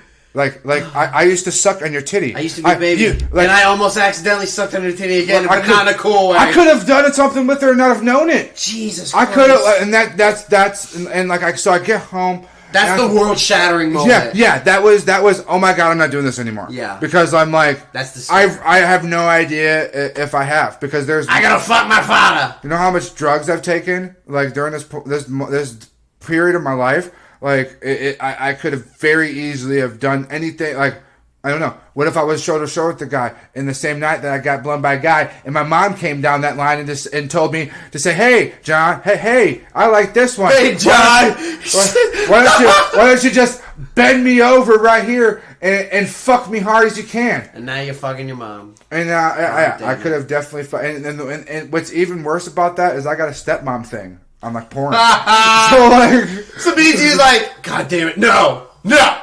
This is the unforbidden. So this is the forbidden MILF. I get home, and 5 minutes later, yeah, of course, my mom comes barreling into the door. Yeah, of course. Because I'm thinking she left like right after I did. Yeah, like she seen me to beeline it out, and she's like, I'm gonna give him a 5-minute head start before I beeline the fuck towards him, and be like, what the fuck? We literally I heard the door open, and like. It opened up like any other time, but I knew just by like the shiver, it's just different. The shiver in the house when her energy hit the house, and I felt it. You know what it is? You know what it is? That is you're exactly fucking right. You were sitting there by yourself before you heard any car movement. You could feel it almost from the car coming up because that fucking energy swelled so much. Because she's gripping that fucking steering wheel so tight. Her heart is racing so fucking fast. She's trying to think of a million different ways to come up with what she's trying to say. Like, she is creating Nen without even knowing it. She is overflowing with energy. Oh, yeah. And you're just fucking like, you're already slowly filling the room because you're like, trying to keep yourself, but as soon as you start like, the forces meet. Oh, yeah. That energy becomes fucking thin in the air. Oh, dude, and it's like the door opening is the loudest sound you've ever heard in your life. Exactly. The door can open a million times, and that was the loudest. That was the most different. Yeah, you're like, oh my God. That was the most different. This was almost sound. like a stranger coming in your home. Yes, and you're welcoming a stranger. Yeah, and she comes. I heard the steps coming down the door, and I get up and I get out of my chair and I go to meet her, and we meet halfway, and we're like, what the fuck? What the fuck just happened? Like simultaneously, we both looked at each other like, what the fuck? Like, John, why were you there? Mom, I should be asking you the same fucking question. Yeah, like class, like what? Like, what do you mean why I was there? Yeah. But why else would you? I think we were both there for the same shit. To get laid, Mom. And she was like, how do you know Pam? I'm like, Mom, I've been hanging out with Pam for like forever. 2 years. Yeah. Like I've been like she's been like, and she goes, "Oh my god, you're the guy." You're the guy. Oh I my remember when God. you told me this the first Oh my time. God, you said, you're the the guy, and I loved that about And I'm this like, story. "What do you mean I'm the guy?" She's like, the "She's guy. always fucking talking about this You're guy." that fucking guy she's talking about but for she 2 years. I would but- never but tell she his would name. never- yeah, exactly. She would never tell me who he was. That's insane. But she would tell me all these stories and shit that you would do, and now I can't get them out of my brain. And now I know it's my son! like That's what your mom's gonna kill herself. Oh, dude. I mean, like, And but the you're thing gonna is, though, know. is I'm kidding. That's the thing. Is that like even though like that is like the worst thing other than walking That's the in worst on thing. on That's the having worst thing. walking in on the act. Yeah. You The know? worst thing is what you experience is being a swinger, finding your parent as a swinger at the club. At the and club. You almost At the accidentally. club. And now that you would know mass accidentally because you were in like the formal setting of like introducing, you're not fucked up. Yeah. But again, you said it could have been one of those nights. You were masked. It's the fuck toy. Say you're one of the dudes that's just a fucking dick torso and a fucking German wall. Yeah, So like, exactly. God damn it. Exactly. Yeah, like some Switzerland porn, dude. Like the Swiss are great. And so like, and that was kind of like, and I talked to Pam about it, and she was, and I explained like, look, I was like, Pam, that was my mom. What? Yeah, how do you even say that? Like, be like, I need you to sit down, and I have to break your everything. Yeah, Your reality, your everything. Like, what are the chances you meet her? But here's the thing, though. Like because my mom asked me how I knew her, and I told her she said that I was like, that I was the guy, and I'm like, how do you know about me? Like, how do you know anything at all? Yeah. Like, how do you know Pam? Yeah. And she looked at me with the most serious look to date. She said, John, I've been doing her nails for 12 years. Oh my god. She's been doing nails for like 25 years, and 12 of those. Oh my god. She had been doing, and you fucking share shit. Yeah. With your the nail stylist. the nail style, with the nail tech. fuck other people. Like really? the shit that because I would be my mom's outlet for when she would hear something crazy from a client. My mom would come to me to share it. Yeah. You know, so like I know what y'all women tell to your fucking hairstylist, to some crazy shit. You're all having affairs. Is what's happening. If you're talking shit to anybody, you're saying that shit to the person that's making you look pretty. Yep.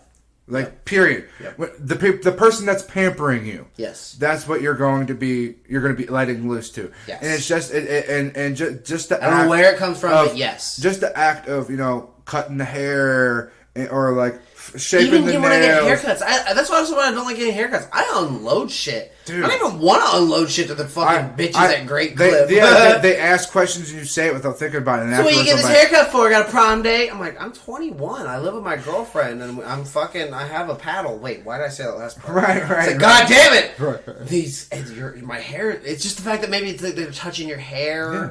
God It's damn it! relaxing. What is it? It's relaxing. It man. is relaxing. It's, So, like, they're having physical contact, and their mindset is to make you relaxed. Their it's idea just like my thing is like and be more receptible to the energy. the mathematical probability of you going to this underground club already, which there's a million underground clubs. It just was this one. Yeah. You found one girl that caught your eye. Get her home. You have yet to engage. You have this great energy-filled connection. It results in years of coming, dude. enjoying, playing, and all of it to be fucking hit with a fucking doorstop of you almost fucked your mom. No, not that I almost fucked my mom. I could have fucked my mom and not know it. That's what was good, because it wasn't the could have. Because I can get through with the could have. Because could have means that it didn't happen. Yeah. What did I could have on done record? it. It did not happen. I don't know. I don't know if it did or not. Really? That's what turned me off about the whole thing, is because I could have very well have fucked my Oh, mother. you're saying in past tense. Yeah. It could have happened before. Yeah, because that she was moment. at that club once there. Where else and you don't have know I if that ran- was you Where don't know else if that have was I her first accidentally time. ran into her? Did you ever ask her? No, I don't want to. I think you should. Dude, I think you know it would what? clear up a lot of your anxieties. You know the thing is though, is that like That's deathbed shit you should ask. Be like, I just want to know, like, was that when I saw you at that club that one time, was that your first time? Or that wasn't. I know that that wasn't the first time that she went to a club. Okay. She was very. For Pam to want to introduce me to somebody. Yeah. This is someone that has been a frequent flyer like her. She would never introduce me to just someone's first time. Like everyone that she introduced me was on the more of the somebody higher she's been end. hanging out with, or maybe like someone that You had been. you don't in think the this like was like a hey, I want to introduce someone that I've invited to the club that I hang out with outside of here a lot? No. Maybe no.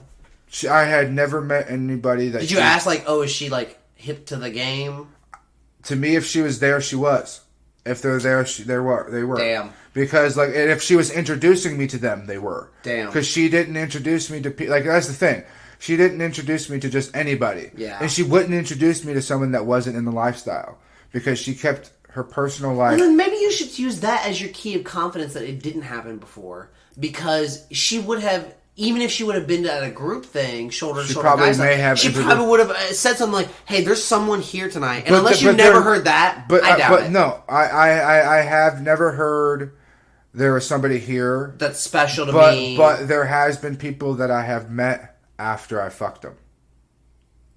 Like people that she has introduced me to after the well, fact. that's different. Like it's just I think that's different. but again, like I don't have like. Okay, I may have a little bit of anxiety Because here's why. She took the time to introduce you before you saw the genitals. That's the biggest part. That's the biggest That's the takeaway. thing, though. She has introduced me to people after the fact. Like I have been the guy like, all right, there's somebody waiting in this room. Go in there and they want you to go in there and fuck them. I'm like, Right. okay. So I go there and I'll fuck them. And then after the fact, like they want to be fucked by a stranger. Like, or something like that. They want to be fucked by someone that feels like a stranger. Okay. And then after the fact, we would meet. You know, we would actually like Talk and be or, like, hey, I and fucked sometimes it wouldn't even be that night. Sometimes it'd be like the next night that we were at. Yeah. No, I get you. But Like, my thing hey, is, like, my name is Sandra. And I don't think she I was would in, let I was her- in door 2. I'm hoping she wouldn't. I mean, she wouldn't let her slip through the cracks. I'm hoping that. I think that's something- what you should realize because she took the time to introduce you. I don't think it's somebody that she would, because like, okay, and this is gonna sound really bad. Before you knew it was her mom, your mom, she was coming in with the intent like, I really want you to fuck this person, probably. Oh yeah.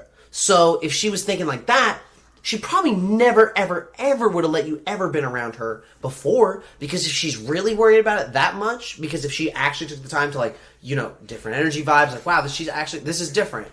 This is somebody important.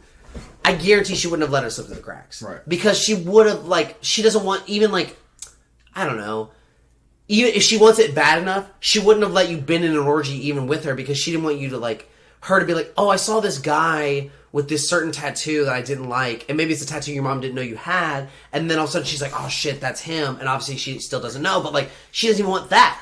She wants to always be a success rate. And the fact that she that should had relieve never- you that you did not fuck your own mom. And the fact also that she had never shared my name. That's with even my more. mother. Yeah, that's never more Because important. like I was the guy. Yeah. Like I was just the guy. Yeah. So it was like and she's obviously keeping these two things apart. Yes. Because it's her life. Yes. And that's Yeah. something that she you, did. You know what? She all did the anxieties of everybody that was listening, like, did we just listen to a dude that banged his mom? We sussed it out.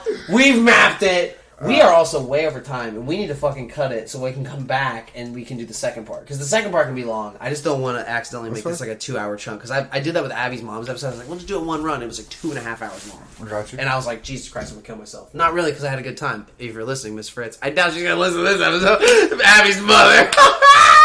Listen, enjoy your next culture shocks. We'll be back in a minute. This has been In Chair 1. John And we'll from be- Rusty's. And we'll be back in a minute. See ya. This next culture shock is Sea Walk by Corrupt and a bunch of others, but I'm really fucking lazy, so I'm not just going to say their names. I warned you. This show is getting fucking insane. And if you're not handling it, I literally told you a million times it's going to be insane, so I guess suck a dick. I could say worse, clearly. So enjoy Sea Walk by, I guess, Corrupt, Trey, D, and Slip Capone. Please enjoy. Yeah, this for the West Coast CD. Let me clear my throat. Check it out, check it out, check it out. We're gonna drop it like this. Yeah. Yeah. Well, this album is the best of both worlds. Yeah. Corrupt. That's Billy. This for the West Coast side. Don't forget about Charlie. It's for the West Coast one. Check it out. Sagging, nigga G'd up. Sippin', sip, nigga, dip, nigga, set trip, nigga, got a grip, nigga, get a grip, nigga, with the gang and rollin' with the Alpine bangin'. Homie, what you got? A couple sacks to sell. Went from weed to dope to max to sell. Hit a switch, nigga, don't fuck around with bitch niggas. I'm a money cash nigga, cash getting hash, hitting gang bang affiliate. Hit a stick real quick, and in a minute start killing shit real quick. I'm $1 million motherfucking $1 million motherfucker. I thought you knew about it, don't about it. Now the homies about it. I'm about to do this. Hit a lick, then hit back with some new shit to have a gangster reunion. The homie told me, get your boogie on, youngster. See walk, homie. Get your walk on. See walk, homie. See walk, homie. Get your walk, homie. Yeah, I'ma tell you like this, Corrupt. You know how it was for me. Been regarded as the hardest since I hit the set. Young nigga with a rep, kept that gangster step. Blue Crocker sacks and blue corduroy house shoes on. Flossing for the hood rats, get my groove on. Hanging in the park till all hours of dark. Trying to catch a mark, slipping with this thing that bark. Cry baby on the swamp, got the exit lock. And ain't no doubt coming out, he gon' wreck your knot. Pass me the sack bloke so I can wet my throat. While I sag the blue khakis with the Raider coat. All the hoes really want is gangster just like us. Rough and don't give a fuck, ain't that right, Corrupt? Stay banging on these niggas on a regular basis. Big paper chasers facing felony cases. Made it to be famous, living hard and dangerous. Stepping on these busters in my blue Chuck Taylor. See walk, homie. See walk, homie. Hard Thorners in the house. See walk, homie. See walking. You dig it? See walk. You know the gangsters rock, gangsters roll. Here's the gangster shit. We on the gangster stroll. This gangsters ride, gangsters slide, in the gangster ride with the gangster glide. Cause gangsters move and gangsters groove. Most gangsters got nothing to lose. Gangsters live and gangsters die. Gangsters form a gang and the gang multiply. Gangsters give a fuck a G, don't ask why. Gangsters don't snitch and gangsters don't cry. Gangsters boogie, gangsters don't dance. Gangster pull the strap out your pants and blast. Gangsters don't run and gangsters don't hide. I'm a gangster ass nigga from the 6 outside. That's how I know exactly what a gangster do. You love the gangster shit, ain't you a gangster too? Then see walk, homie. See walk, homie. Slip Capone. See walk, homie. OG Trey D. See walk, homie. Corrupt. A nigga dance, super fly. Now walk on him.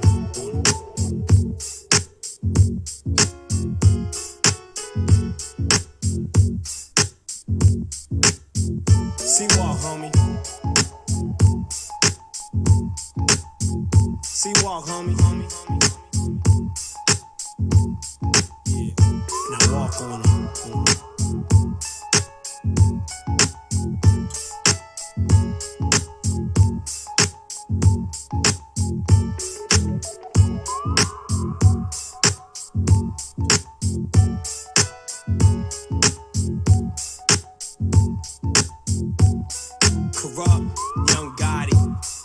Dillinger, super duper, super fly, Trey D, Slip Capone, Dog Pound Gangsters. We love the East Coast, homie. But we West Coast assassins. So you gotta love us too. Yeah. I'm from the East, but I moved to the West. That's where I grew up. Everybody acting corrupt. Hey yo, Corrupt, where you from? And that's when I let them know. I'm from the Dog Pound now. The gang. Yeah. No disrespect to my other homeboys. No disrespects to the Bloods. You know. He said, like a fucking casual sentence, like he didn't just address the Bloods. That's funny as fuck. I picked these songs because they're very big energy, and at the time of a lot of these stories, I guess John was kind of a fat guy, so I just wanted to pick like a Biggie vibe, and I think I found it in 8 Ball and MGG. So please enjoy Confessions, because Wait, is that what the song is? Yeah. No, Confessions. Yeah, Confessions. I just wrote it wrong. I'm just fucking stupid. Nevertheless, disappointing. I hope you enjoy this song. I hope John does too, because they're dedicated to him. Because we did a lot of confessions, and after this, you're going to hear some more confessions, and they get, I know it's hard to say, but even more insane. So please don't fucking, murder this man. Let him enjoy his fun and, tell his stories, and don't make fun of him in real life if you know him, because you should be nice to him, because he went out on a big fucking tree branch to give me this episode. So I applaud him as a fucking host, and I would have him back in a heartbeat if he wanted to. So please enjoy Confessions, and we'll be back after this. Again, insane shit is coming. And that's spelled with a U-M, and we'll be back after this.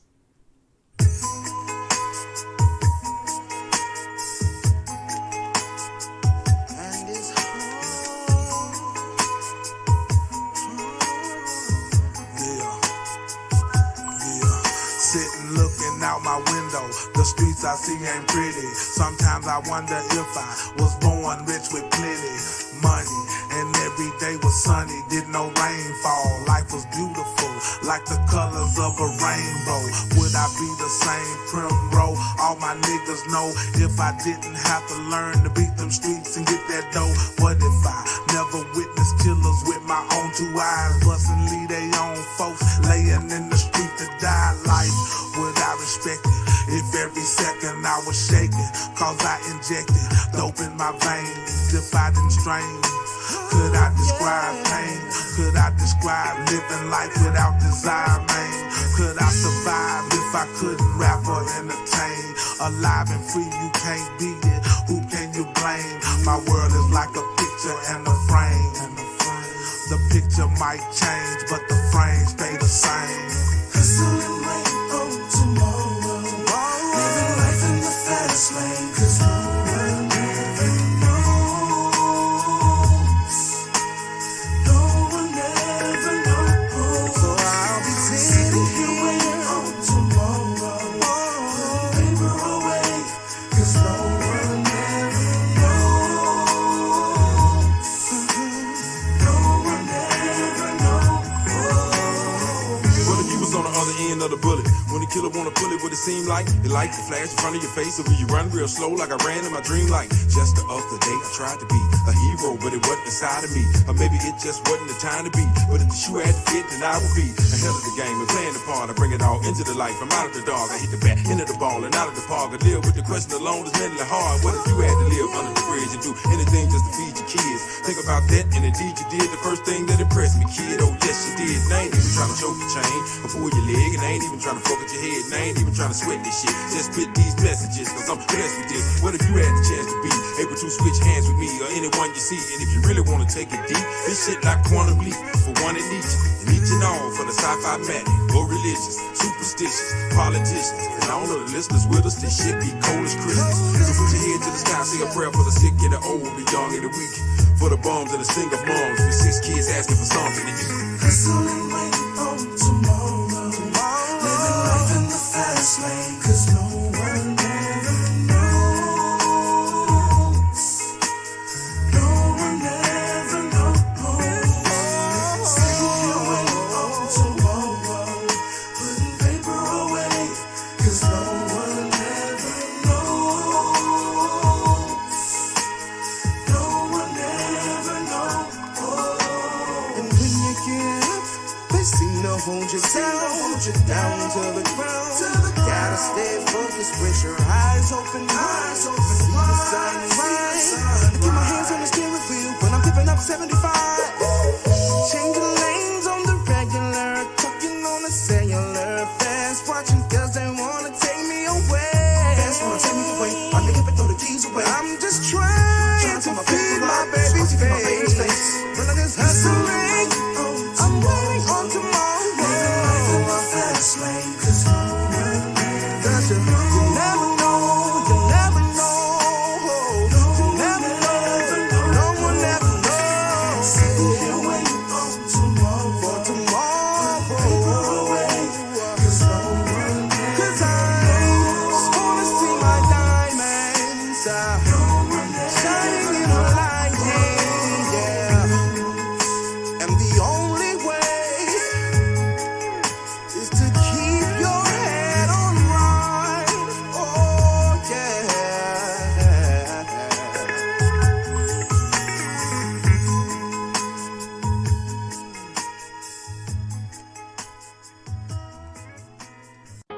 hate commercials. Don't even say the C word to me. Where'd that loser Brighton at? Knowing B? He probably out there boxing birds and shiz. Let's get back to it before anyone tunes out. You think anybody's still listening to this crap? You tripping, big dog. Oh yeah. What other way to start the fucking show back from like whatever the fuck we talked about in the first part? Because it was intense. It was all over the place, and like I think it gave a good foundation for people to be like, wow, there's this whole realm of shit in the sexuality spectrum that I didn't even fucking know about, and you're too scared to ask a girl to suck on your balls. Right. What we're saying is branch out. Yeah. Yeah. Reach out. Don't be afraid to. That's really what it is. Like don't be afraid to seek out the taboo thoughts that you might have. Like, I'm not saying go and fuck your cousin, go and fuck your stepsister. Yeah, but not like, don't actually. But you should explore your sexuality. But explore your sexuality. And don't be afraid yourself. to. And and we define if you're that. a fucking gay hating motherfucker out there, suck a dick and see how you feel about it. Like, and people will hit you with that. Like, no, don't knock it until you try it. And it's serious, like, and I've gotten hit with that, and I love it when people hit me with that. It's like, oh, you don't knock it till you try. It's like, bitch, I already have. Yeah. Like, just because I don't want to suck your dick doesn't mean I haven't sucked the dick. Ain't half bad. Yeah, like that's not bad.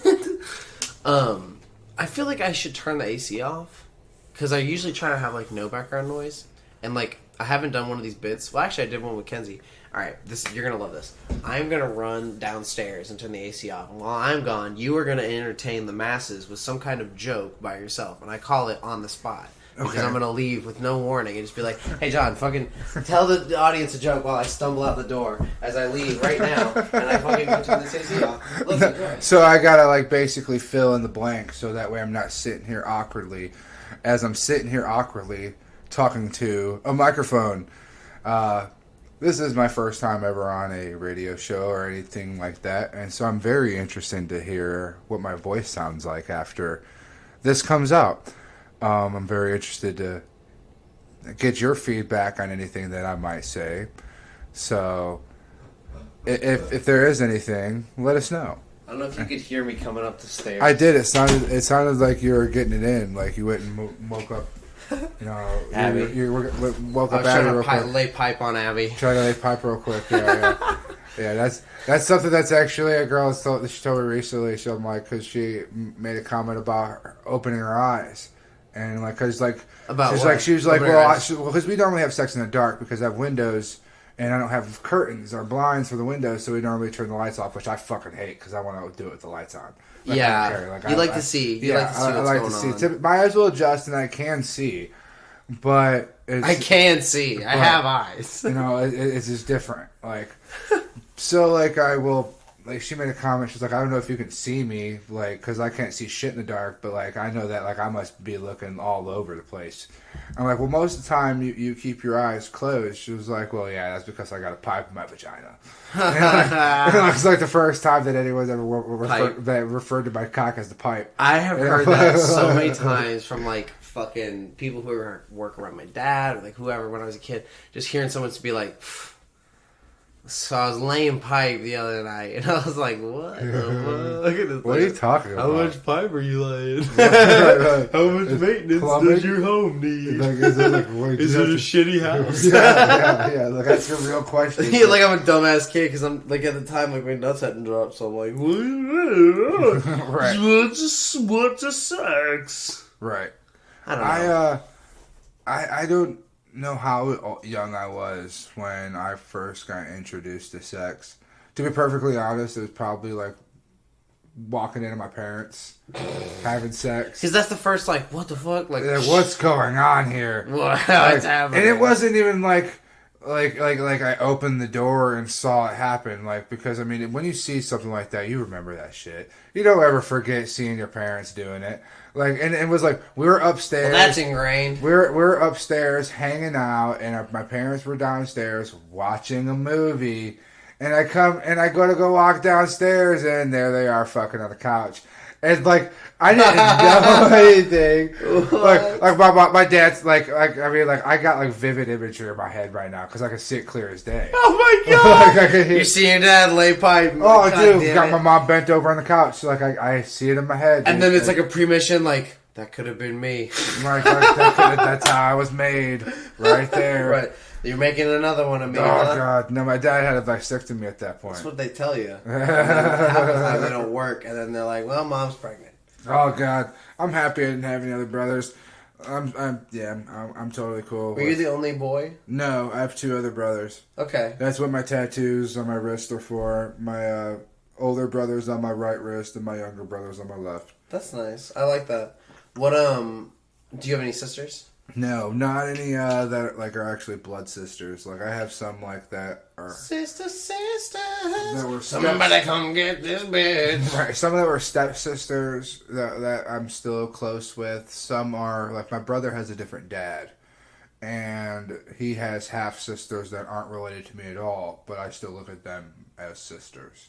Okay. Does that make sense? I lived under the same roof of multicolored people, and I call them all brothers, and I call them on holidays. So yeah, I come from a place of love like that, so like you don't have to teach me about anything. Yeah, Like, yeah, I totally understand. I think brothers are defined by bond, not blood. Oh yeah, absolutely, and that's what family is based off of too. It's not just blood at all, because I know that Right. I'm closer to people that aren't my blood than my actual blood. Like Yes. I keep very little contact actually with my actual Families family. grow, and I would say like I'm my closest family right now, and I hate to say it, but like I talk to my parents, yeah, a little bit, but like it's mostly Voltron. Like my friend group of 7 individuals, and like there's 7 letters in Voltron, so that's why I label them as such, because I'm the head, and then Abby's the tits, and then Josh and Zach are the arms, and then Nick and Bailey are the legs, and Jamie's the cock. That's 7. Awesome. I believe so. 1, 2, 3. Yeah, sure. We'll just count it at home. Suck a dick if it's wrong. I don't care. I fucking love it. But I don't know. Like, I think it's just important to define who, like the Avatar's family were just people he met along his journey that like were his teachers and like that were kind to him and like like I don't know. I think the Avatar is a really great cartoon and like it's a great teacher for kids and like.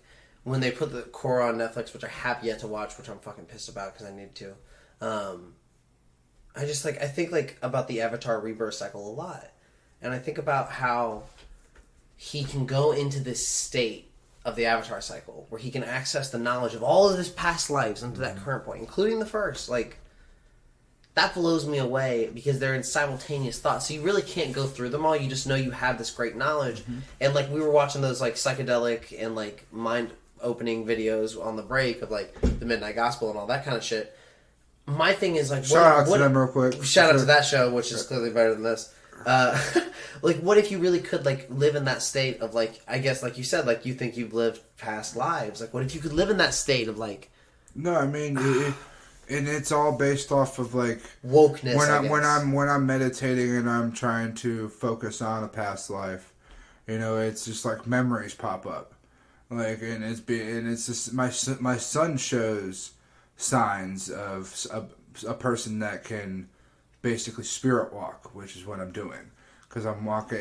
You're unlocking your spirit, unlocking your energy to a different level. You're removing yourself from the now and putting yourself into the then. Yes. So it's like a form of projection. Yes. And like he will, and he said in the show, he was like, I don't like when people say astral projection, but I have no other word that defines it. Yeah. And that's what it is. Yeah. And that's exactly. I don't like using that as well, but yeah, it's a form of projecting your mind to another place. Yes. And my son will come up with these craziest things, and I understand that young kids, young boys, especially boys, have wild and vivid imaginations, but like these will be like like you could tell it's a more than just something he's coming up with in his head, like something he lived through.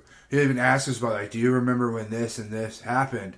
And it'd be like detailed events. And I'm like, no, like I don't remember that at all. And I'll ask his mother and he'll be like, she'll have no clue. It's just coming out, yeah. Because like, and you know what it might be? It's the vivid mind and the vivid like I guess it would be like presence is what we would call it. Well, I mean, you but got- it's because the young, weak body is yet to be trained in years of practice. Yeah, so it's but all the he's different so lives open. coming out randomly. And it's so open. Yes. He's so 100% open.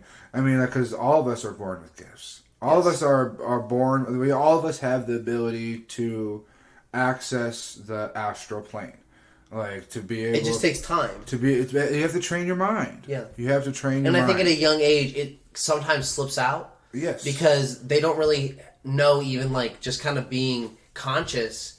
So whatever consciousness slips through just kind of pops out. And they retain some stuff, but really until they develop their mind a little more, like it's hard for them to really officially go bzzz, like online forever. Oh, there's somebody on the wheel now. Yeah. And now, I think the downfall is that is as soon as the person's hands go on the wheel at that very young age, that's when that access to the astral plane drops a lot. Because now all of the focus is on maintaining hands on wheel, and it still like phases out and in and out. See, I actually disagree with that. Unless you think something happens when you sleep. I think that the reason why you lose access to that astral plane is because people put it into your mind that it's not real. People. Well, my thing is, I don't think anybody's just going up to random kids and No. being like, the astral plane's not real. No, I think that's funny. but a lot of things will happen that is involved. That is the source is spiritual energy. Yeah. Like rather it be their energy within, whether it be nightmares that they're having, or they're just having nightmares. They're just having nightmares. They could be reliving something that happened to them. You know, their imaginary friend could be a real spirit that's trapped in that house, but it's all make believe. Like it's always there's always an excuse for it. Not that your spiritual energy, you're actually seeing. Like if my kid were to come up to me and it was steadily telling me that he had seen a man, like or like what's that man doing? Why is that man here again? Like if he would to come up to me, I wouldn't think like this kid's making this up. My first instinct would be, What is he actually seeing? What is he actually because seeing? he's more open than I am. Yeah, and even at though this I'm moment, trained- because he's not... His gateways aren't as blocked and Yes. clogged, because he's a Yes. fresh source of light. exactly. I kind of get that, too. There has been moments where that has come up, and that's why I say that, because it's been like he has sensed energies before I have, And then you're kind of like focusing a little bit, and you're like, okay. and then yeah, that makes That's what like Dragon Ball talks about, where it's like the young body can sometimes be like really great from the start if it's just a fresh source and it's the right training. And I don't like, what if you're Goku and you're training Gohan, who was originally supposed to take over the show, but then they liked Goku so much they literally wrote They were actually supposed to end Dragon Ball after that, and they were like, we can't end this. Like, it's amazing. So they made him like train in the spirit world, come back to his body, and all that bullshit. But like again, what if that's training the astral projection form? Yeah. I think anime's a great teacher, man. Oh, dude, they are. They really are. They are, all of them. All those guys. The storylines are amazing. You're a big Naruto fan. They're huge. Would you say that's your probably favorite anime? Yes. Okay. What was your second favorite anime? If you watch anything. Dragon else? Ball Z. Really? Yeah. That's funny as fuck. probably- I would say One Piece, that'd because obviously it's on probably my fucking arm. That'd probably be my number 2 for sure. I like the answer because I like Dragon Ball. I just think there's a lot of yelling. But I think the plot and the overall length of the arc, beautiful.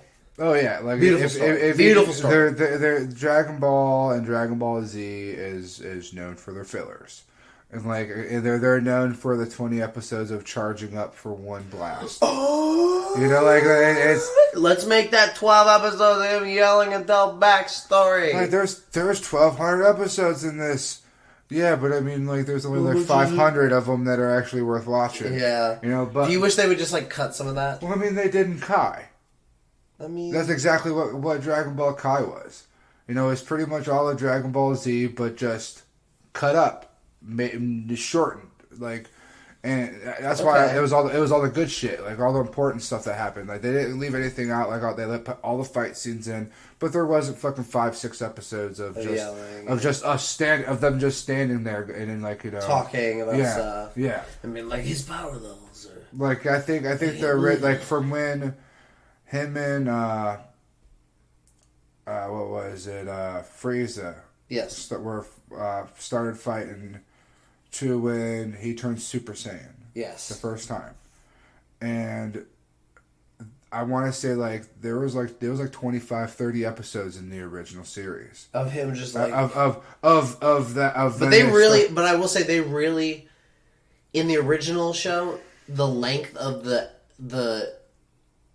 I guess you can call it filler, but it's still like someone had to animate that. Mm-hmm. Oh yeah, absolutely. So still the work that was put art into like stressing the importance of how big this is, and then trumping that how many times with Super Saiyan Blue, Ultra Instinct, and I mean, what else? I think there's a whole the whole theory is that there's like a color spectrum of power levels based on the emotional like spectrum that humans can access, and that's why Goku could be the strongest, and so could Vegeta, because that like human like connection to all the different realms they could access, like rage, and maybe that's red or what the fuck, I don't know.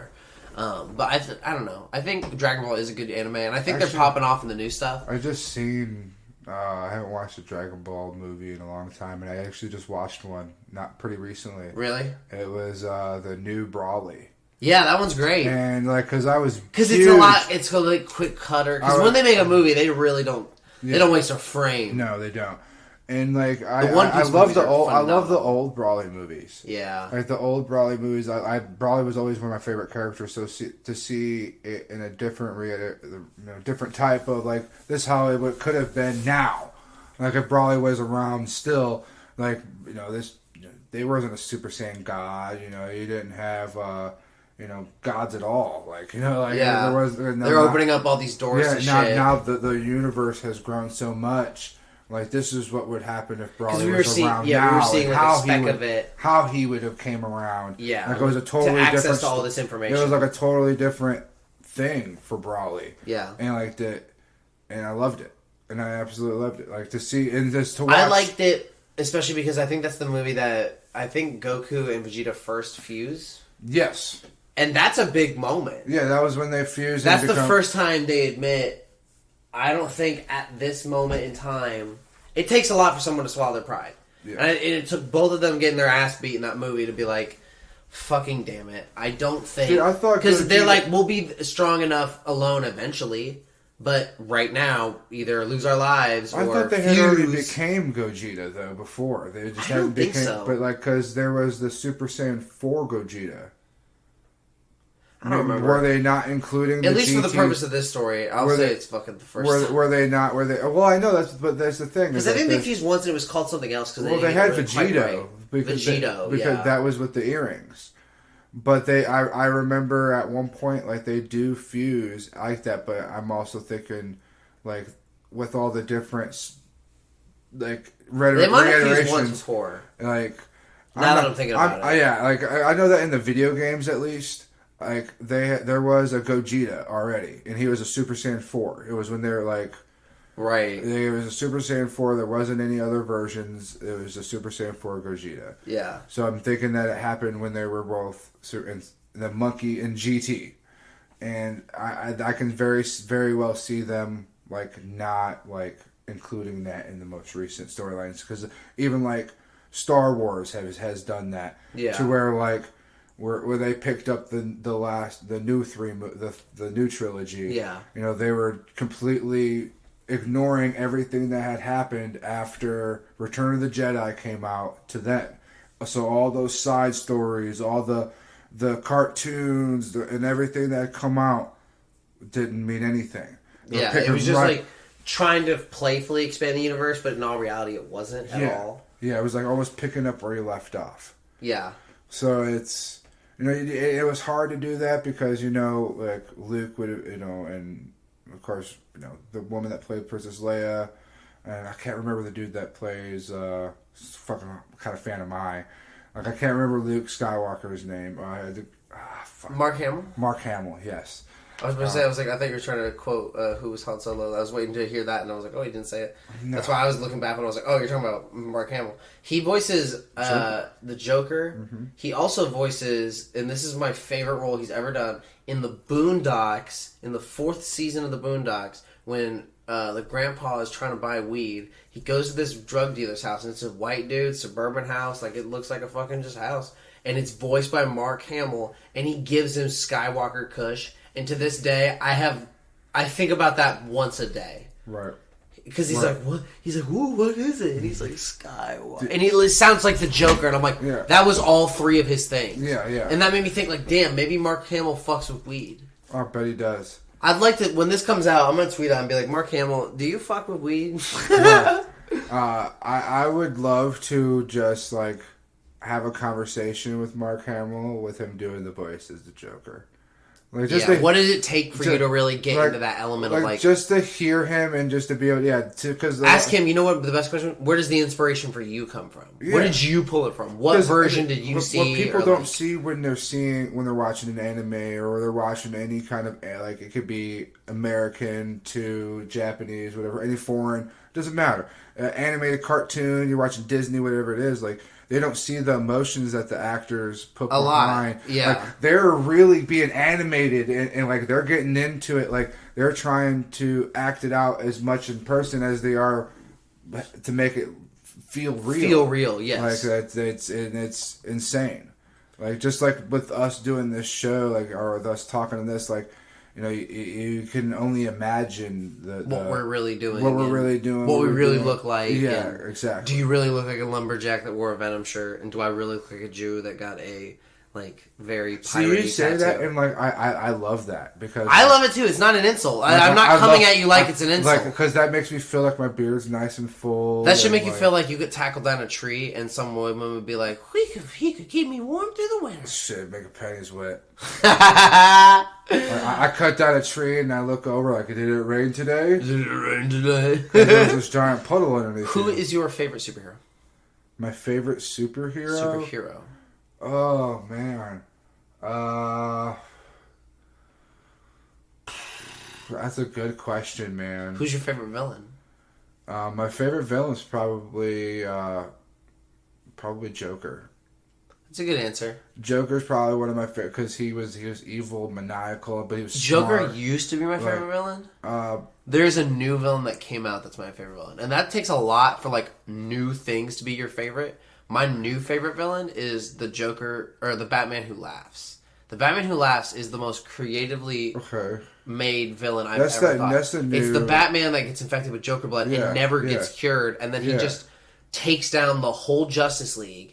Then he tries to start his own Dark Justice League. Then he starts it, and then he breaks into the universe where like there's actual Batman, and like they fucking feud, and like that's it's the newer stuff. And he's trying to like his plan is to like Flash took a seat in the like global universe council of like power or whatever, and his plan is to like take that seat and build a multiverse of evil. Like, this is the best villain ever. Okay. This is like everything the Joker in Batman. Plus, like, with the Joker mentality. You never see his eyes. He always wears like a metal helmet and he just smiles with chains and like, bro, it's the hard. Like, I never usually look up stuff on the show because I don't like to exclude the audience too much. But the Batman Who Laughs, like I've searched it so many times. I mean, if anyone wants to know what we're looking at, you can just Google it at home and suck a dick. This is one of the hardest looking things I've ever seen. Like the fact that his eyes are always covered. It's shaped like a goddamn fucking bat cowl, but it has spikes.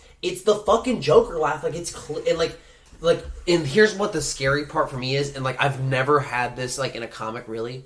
When he talks in the comic, like every other character talks, even villains with a white bubble, black text. When he talks in the comic books, bro, it's black bubbles, red text. What the fuck did you write into the DC universe? Like, this motherfucker is scary. No, I've seen. And like the fact that he has like pet robins. Like, he's fucking evil, and like he's the best villain ever written. That's my favorite villain now. With superhero, man, because I mean that's.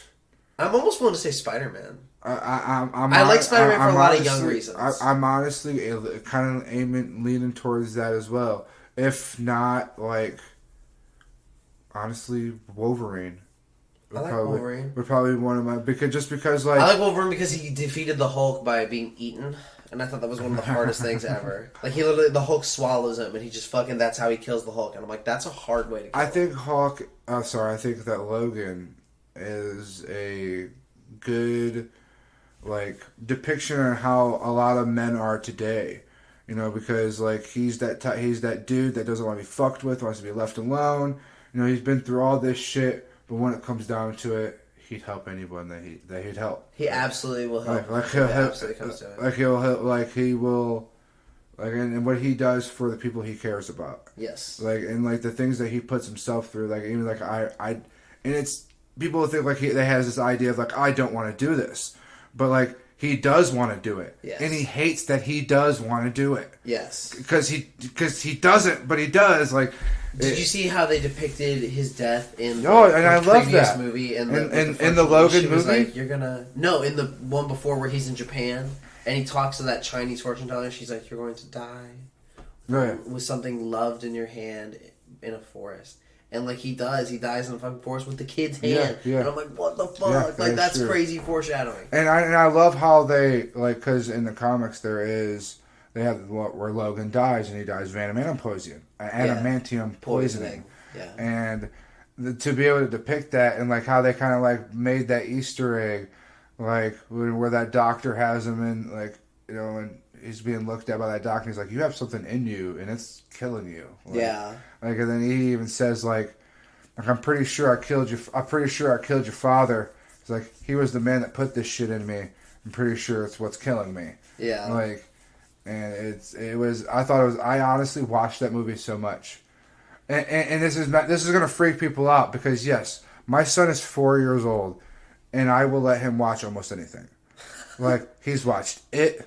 He watched like fucking Zombieland and stuff like that. Like he watched some stuff that no other parent would probably ever watch. But I don't want to shelter him from it. Right. Because I feel like, it's already out there. It's already out there, but I want him to know that this shit is fake. Yes. So like, if I make a big that's why we're gonna watch a movie. Yeah, we're gonna watch a movie. It's a fucking film. It's a film. Like I let him watch this stuff so that way he doesn't. So because I feel like if I make a big deal about no, you can't watch that because it's scary. When he does watch it, he's gonna more try afraid to of it. seek it out and be like, here's the deal. I'll slowly introduce you to shit. That, I mean, there's healthy scaring. There's healthy laughter. Yeah. And like, I'm not gonna lie, I have never really scared Abby around the house. I just don't really do it. Right. I don't know what took me over. I just like, I'm gonna scare Abby right now. I just had the perfect setup. Like, she was getting on the couch. I can't tell you how many million times I'll fucking start going up the stairs, and she'll just kind of follow me after like a couple seconds to like come to the bedroom and like see what I'm doing or like whatever. And she's like, "Yeah, I'll join you." So I like went up a couple steps and just stopped walking because I was like, I bet she just isn't paying attention to sound right now because she's so in routine mode.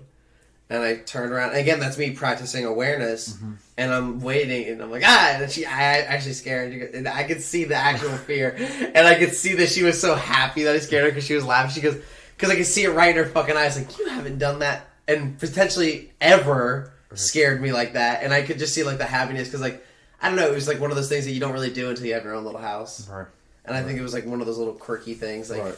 And, like, again, I try to treat that show, like, kind of like a chance to bottle those moments of, I don't know, that ability to tell a good story or traverse feelings about these things or reasonings for actions based on like, I raised my son this way because this is just what I kind of think. And like, really at the end of the day, I hate to admit it, like, who's right?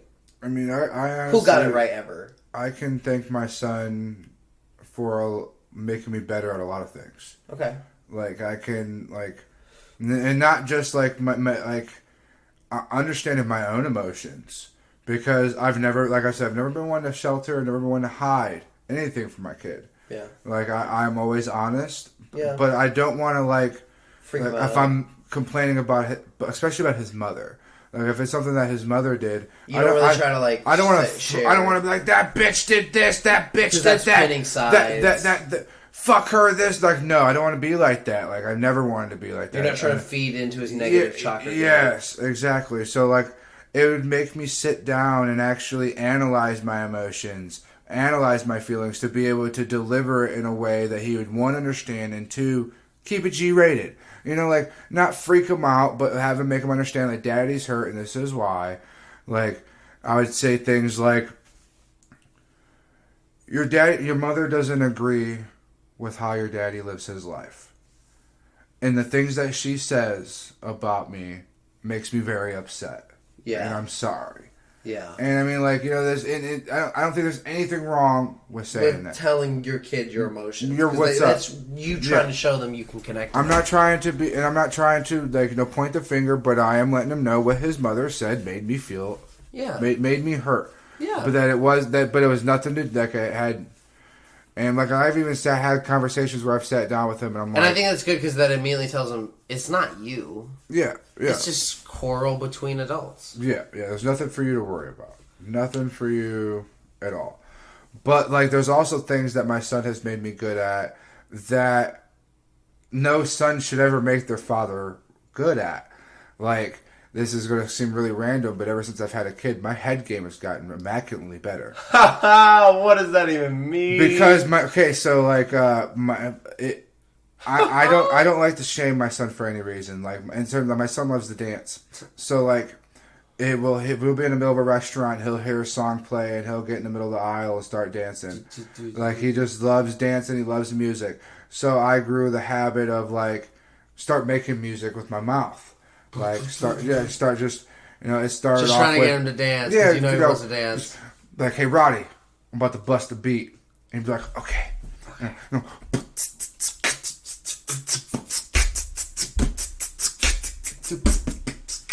And, like, he'd start dancing. Yeah, I love that. I love that. But, like, of course, naturally, like, if it's something he likes, I don't want to just keep doing that same basic beat, you know. And so I want to kind of, like, turn up the gas a little bit like that. Like, so it went from, you know, that basic beat to something more like... That's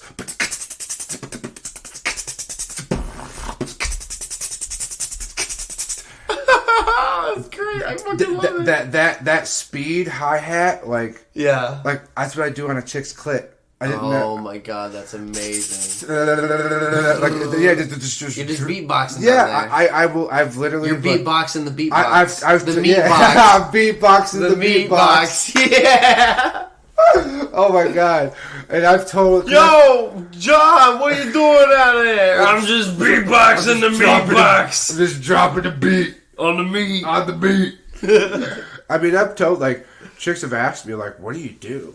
Like, what are you doing down there? And I'm like, just killing it. I'm just beatboxing. I'm just killing it. Like, you're shitting me, right? And I'm like, no, I'm not. I'm like, that's funny. And then I'll go down there, and I'm doing it on there, and I'm doing the same. Now they're paying attention, and like, yeah, and they're like, oh my god, it's meatboxing. Oh my god, like, really? Like, that's your key? And I'm like, well, I mean, that's not just boxing. That's not just the queef boxing. Yes, there's a lot now. Like, now the floodgates are open. Yeah, my chakras are pointed in completely wrong directions. and I didn't realize it until someone pointed out, like, man, you can move your tongue fast. And I was like, maybe that's what made me why I'm so good at beatboxing. But I'm like, I've always been good at giving head, but I've never been able to get my tongue to go that fast and that rhythmic. Like, especially if I'm listening to music, like, I just like, like, I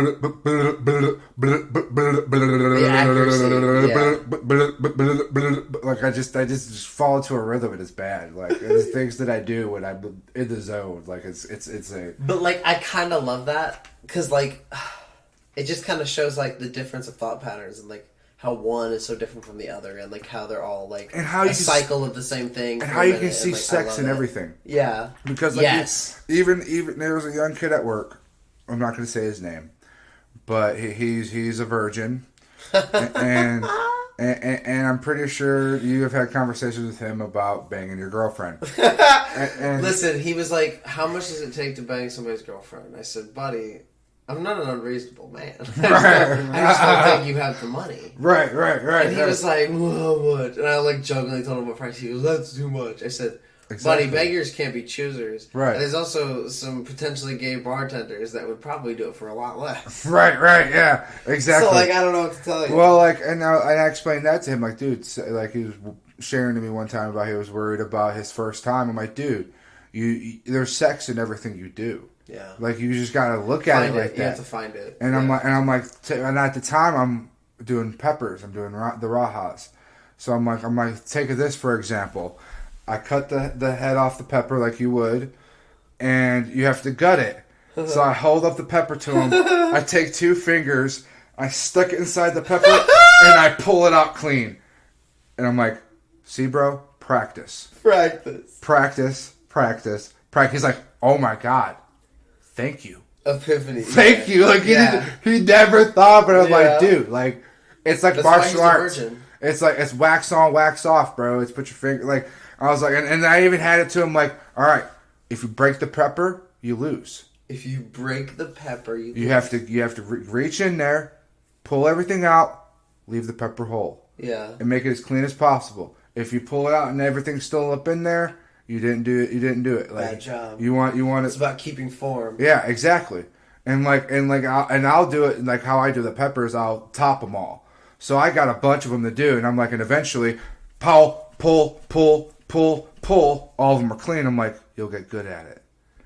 And he's like, I fucked him up. Like, he's like, shit, John fucks, dude. Like, he's like, oh my God. Then he's gonna hear this like, shit, John really fucks. Like, so now when he goes to go and fucking fuck a bitch, he's gonna be thinking about sticking his fingers in a pepper. And he's gonna kill it. It's gonna kill the movie. Like this is one spicy hand job. Like, this is all I can think about now. It's fucking peppers. Like, dude, it's in everything you do. Like, in every motion. I kind of get that. Like, I hate to admit this, but when I'm hosting and like my legs hurt, I'm like, man, I just want to rest my legs on like a little bit of like the picnic tables while I'm like talking to a customer. So I'll get them to their table and I'll just kind of like take one leg and I'll just kind of like Captain Morgan lean, and that's like the sideways thrust, and I'm like, yes, our specials are like 13s and like fried chicken tacos. Green Street. There's a secret menu tacos 15. Oh no, the secret's out. Oh no, people are gonna know. The secret's out. We're gonna start having the cat people at the exit. A bunch of people are gonna be like, I want a bunch of Philly cheesesteak tacos. See, I've made like 2 of those the entire time I worked there. I tell more people about them the more I work there, because I'm like, literally, if any random person makes me laugh at the restaurant, I'm just like, you know what? I like you. I think I'm gonna tell you a house secret. And they feel fucking pumped. They're like, and I shit you not, it happens every time. I'm like, there's a secret menu item that's not on the menu, and then they immediately grab a menu and look for it. Yeah. And I repeat immediately, I just said it was not on the menu. So you're not gonna find it on the fucking menu. Why would you look? Like, I already. Why do you look? And they're like, oh yeah, they're like, and like they're still looking for it. They get to 13, they're like, oh yeah, I guess there's not another 5th. I guess I'll look for myself. I don't trust you. You look like a Jew. Right. Whoa, that was anti-Semitic. Right. Do you not believe me? The person that's wearing the shirt. So anyways, that's a fucking another 15. Look, I just felt like coming over here and fucking with you. Like, why not? Like, I just felt like watching you go up there and order and be like, we don't have that anymore. They're pumped immediately. As soon as I'm like, this is Philly cheesesteak taco. It's like they didn't even think that was possible, and they're like, oh, like they're like, oh my God, like you just took 2 foods and tried to fuck my butt. Oh my gosh. Abby said I was way too loud. That was the joke that broke the camel's back. That was or the joke. Camel's hump. Or the hump. Either way, she's like, you just woke me up with that fucking moan. I'm sorry, Abby. I love you.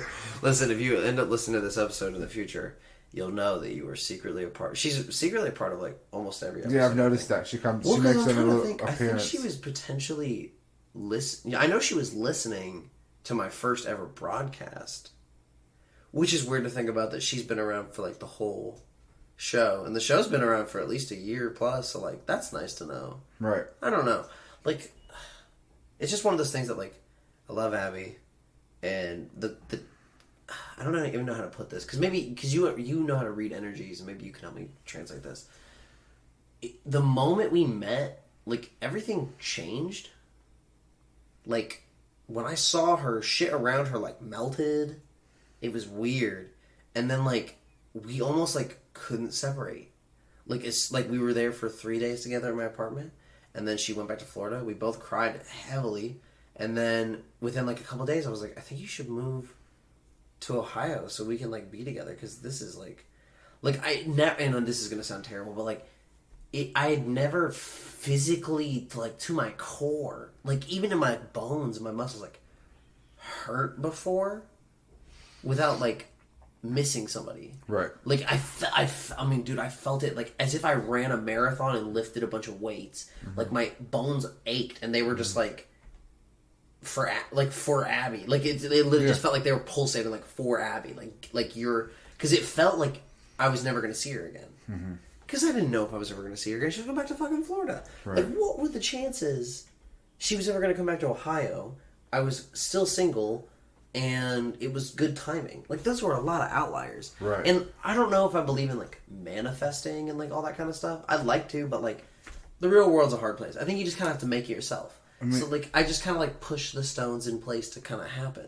I think that, like, to me, that also strings back to, like, the past life conversation we had before. Maybe in a past life I didn't push the stones. And this time I was like, you know what, I am going to push the stones. Or like, it could have been that, like, your energies have met before in a past life. And there was that crossroads between either, something, growing between a relationship, and then you took that, and that's what's, maybe you were in love in a past life. And that's what's drawing you so deeply and emotionally to her now, and why you can't seem to explain it, because it's just like, did you have that moment where, like, I know, like, this, some people are like, oh, this always happens, but it's actually a very strong spiritual connection and meaning, like, where it's like day one and you feel like you've already know everything. Yes, and that was the freaky thing, and that like, was what freaked me the fuck out. Like you've known her forever. Yes, and like it's gonna sound weird. We both said this, like, after we met, like it was almost like we couldn't really start remembering stuff before then. Mm-hmm. And it was like, it was like, I would ask her, like, hey, do you want this right now? And she's like, yeah, how did you know that? Mm-hmm. We do that all the time. Oh, yeah. And I'll literally just be sitting here and she'll come upstairs like, did you need this? And I'm like, yeah, how did you know that? And it's just like, we're always on the same page frequently. I'm very on the same page with all my Voltron friends, but like Abby, we are in the same textbook constantly. And right. It freaks me the fuck out. Somehow she knows when, like, I'm upset at work somehow. I feel spiritual like, connection's strong, bro. Like, and a lot that could stream from because I've been with someone that I've been in a past life with, that I've actually have spent multiple lives with. Oh, okay. And, like, that's, what, like, made everything so hard then. Like, now as an adult, like, I can't linger on those facts. Like, like, it draws me to people, like, the idea of wanting to be able to feel that connection with somebody again. But at the same time, like, I lived it's been a different experience for me. But just because my experience turned out to not be so good, I'm not trying to, like, turn you off to the fact that you're feeling that now. Because that's amazing. Like, that is so, like, to feel that with somebody is the most, because, like, it's like your center is found. Well, it's more than my center, really. Like, the best way I can describe it is, like, in Hunter x Hunter, sometimes, like, they mix they'll charge their net and it gets so big, but then, like, some people can, like, kind of, like, charge together and make, like, a bigger net. Mm-hmm. Literally, like, as soon as I get in orbit of Abby, it just feels like I'm more of myself. You do seem more grounded here, like, compared to being at, like, more work. Like, you seem like you're a little bit more chaotic at work. Like, your energy, at least. Like, yeah. You seem like... It's hard to disperse it in one... Well, like, I'm not saying... Or constantly, because it feels all over the place. But with Abby, like, it feels like it's complete. It feels like it's big. I'm not saying that you're at work...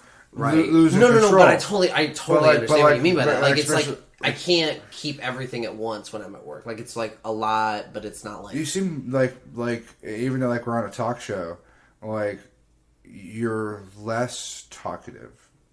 Like, you're more chill here. Right. Like, at work, you're more up into people's faces. And I'm not saying that in a bad way. I'm saying, like, you're quick to go, hey, man, you're good? Hey, you good? Hey, what's going on? How you doing? What's going on? You're not afraid of that. But that's good for especially the position that you have, because you have to literally go up to tables and, like, drop people off at tables. Yeah. And be in people's faces. And that's what, like, irks me when people are like, oh, you stand around a lot sometimes. And I'm like, well, sometimes the job is just talking to people. Mm-hmm. And if there's nobody to talk to, like, sometimes there's standing. Right. I mean, the cashiers do it all the fucking time. So, like, for anyone that's listening in the future, I hope you're a cashier. Stop being lazy and stand at the fucking cashier. Help me with trays. How about that? You want to raise, you want to make more money, well, fucking work your way down the kitchen. Help with trays. How about that? I mean, yeah, for sure. Like, I don't know. I just, like, it's just weird. Like when I'm with Abby, like, and that's why like I've had her do shows with me, because like you can hear it is evidence in the fucking episodes that Abby's been on with me. Like it's like a perfect. I almost want to compare it to like if you're watching one of those like old cheesy Chinese movies where like ninja stuff's around, but it's like mystic stuff, and like there's always those two twin martial artists that are perfectly in sync. Like they throw blades to each other and they catch them and rethrow them. Like me and Abby are on that comedically. Right. Like when we party together, like she'll roast me and it's great, but then I'll destroy her and they're like, "You're gonna let him talk to me?" And she's like, "Did you not hear him destroy? Like I destroy him for the last 20 minutes? Like, what do you mean? Of course he's gonna call me a bitch." Like, I just like I don't know. There's nobody else I've ever had that perfect of comedic timing with. And honestly, it freaked me out because it feels like she just feels like me. Like we feel like the same person, just with different parts. Right. And that's why, like, also I'm not gonna lie, the sex is great because like we feel complete. Like we feel like we're kind of one person, I guess. Yeah. And like I don't know, it's just like your energies can intertwine on a level that is past physical contact. And I get that too, but like comedically. But when you get on that level, man. What a crazy thing is like on my whole life, like after I realized I was like, be a comedian, train your Nen, be funny, use your Nen to be funny. Like once I met somebody that was so like that never even had that intent, I was like, fuck, when am I? Right. Who am I to say this is the intent when she was just a fucking teacher? Right. And she just happens to be the funniest female I've ever met in my fucking life. Right. I've seen a lot of funny comedians now on stand-ups and then a few in person now, and like Abby's the funniest. Abby says the most terrible thing. Like, okay, here's an example. I'm on the couch the other day. That's why I'm like, it always feels like a little fucking sitcom when she's around. Like, I feel like Seinfeld music should always kind of be creeping up behind her. Yeah, because she comes in and she's like, I wanted ice cream, but there was none. And I'm like, so what'd you get? She goes, well, okay, you're going to freak out. I'm like, I'm not going to freak out. She goes, I got donuts, and I got cookies, and I got brownies. And I was like, what the fuck? Why'd you get somebody sweet? She goes, don't stop your shit. And she explained all the deals, and it doesn't matter. The point of the story is, she comes over to me, and she's eating this donut. She takes like 2 bites, and she's like, oh, I don't really want it. And I'm like, really? Can I have it? She goes, yeah, it's just kind of full of cream, how I'm trying to fucking be. And then she just fucking hits me. And I'm like, what the fuck? Like, where was that left turn that from? And she knows I don't give her raw dog cream pies. We've talked about this. She's like, condoms. I'm like, yeah, condoms, because I don't want a fucking kid. She always, literally, anytime we eat a big meal, she'll like rub her tummy, and she's like, oh, I got a food baby. And I'm like, ha ha ha. She goes, real baby. And then the cue is I'm supposed to start hitting her stomach. Oh my gosh. She's like, if I ever do that bit in public, I'm scared people are really going to think you're beating up my fucking fetus. Yeah, she's like, oh, but I'm really pregnant. It's like, no. Because I get into it. I like finger jab, and I get it. Because the trick, and you like this about sleight of hand, is I jab her in the belly button, so I can kind of actually, it looks like I'm going deep. Killing this fucking fetus, poking it in the brain. To illustrate for everybody. Terrible. It is terrible. But it's a good bit. But like, who else? I couldn't do that bit unless I found a female. Yeah. And that's and the fact that she's like, let's do this. Oh my gosh, she practices it all the time. She'll like one thing a day, and she goes, food baby. I'm like, ha, food baby. And she goes, real baby.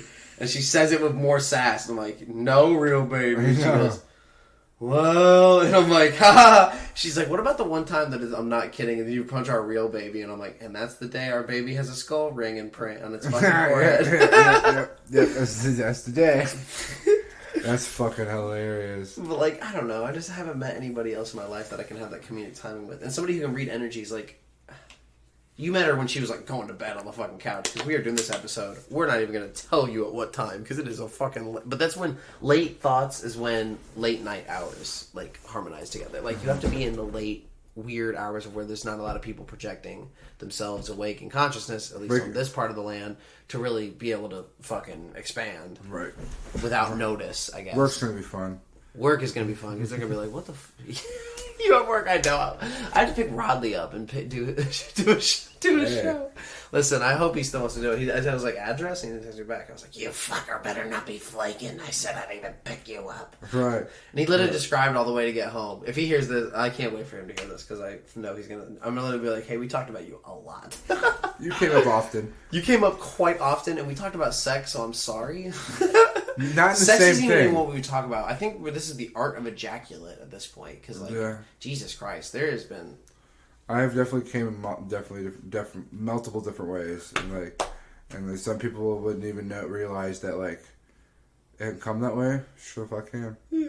Like, but it can get out of hand. I just like the fucking part where you were like, yeah, I like came my face in the neck throwback, and to me that was like, oh, you sneezed on yourself from your dick. Like, oh, like it was like a defense. Almost, or like your knees had the sniffles, or your dick had the knees. I will say your fucking knees just start sneezing and then just fucking like blow out. Right. I got Parkinson's. I got arthritis in my knees. I've got noses in my knees, and they keep running. They keep running and running. But there has been wear and tear, like over with all this sex. Like there was actually like my penis has been torn in half. Something that you had, it came up in one of your shows that I was listening to was like sitting down when you go pee. Yeah, I love it. And oh my god, I love it. Like that is like how most people smoke marijuana. To me, that is like medical reasons why I sit down to pee. Like, wait, go over that again. That went from A to Z to Q. Because I broke my dick twice. Oh my god, we didn't talk about the dick stuff. Yeah, you have to tell me how you broke your dick. Okay, so he said okay. So the first time, because Dennis Rodman tells 3 really good stories about breaking his dick 3 times. Is it like, do you blood come out and all that? I mean, kind of, yeah. Oh my god! Tell me like out detail. the hole. All right, we're telling it. Like, we're talking. Like oh my god! Like you will pee blood. Like, oh, that hurt my dick, and I'm in the room. And people like listening to this are gonna fucking flip. They're gonna be like, Jesus Christ! I thought Abby texted me again. It was just Twitter. We're in the safe zone, everybody. So the first time I was. So the first time I broke my dick. I was a big. Again, I've always been. For most of my life, I've been a bigger guy. Like so, it's like I can't believe you used to weigh like 300 plus pounds. Yeah. You are skinnier to a crazy degree than that. Oh yeah. Like it is absolute. Hold on. So all that stuff earlier with Pam, were you a fat guy during all this? You're kidding. No. Wow, fat guys. I mean, I wasn't as fat as my fattest, like as heavy as I got, but I was still like 325.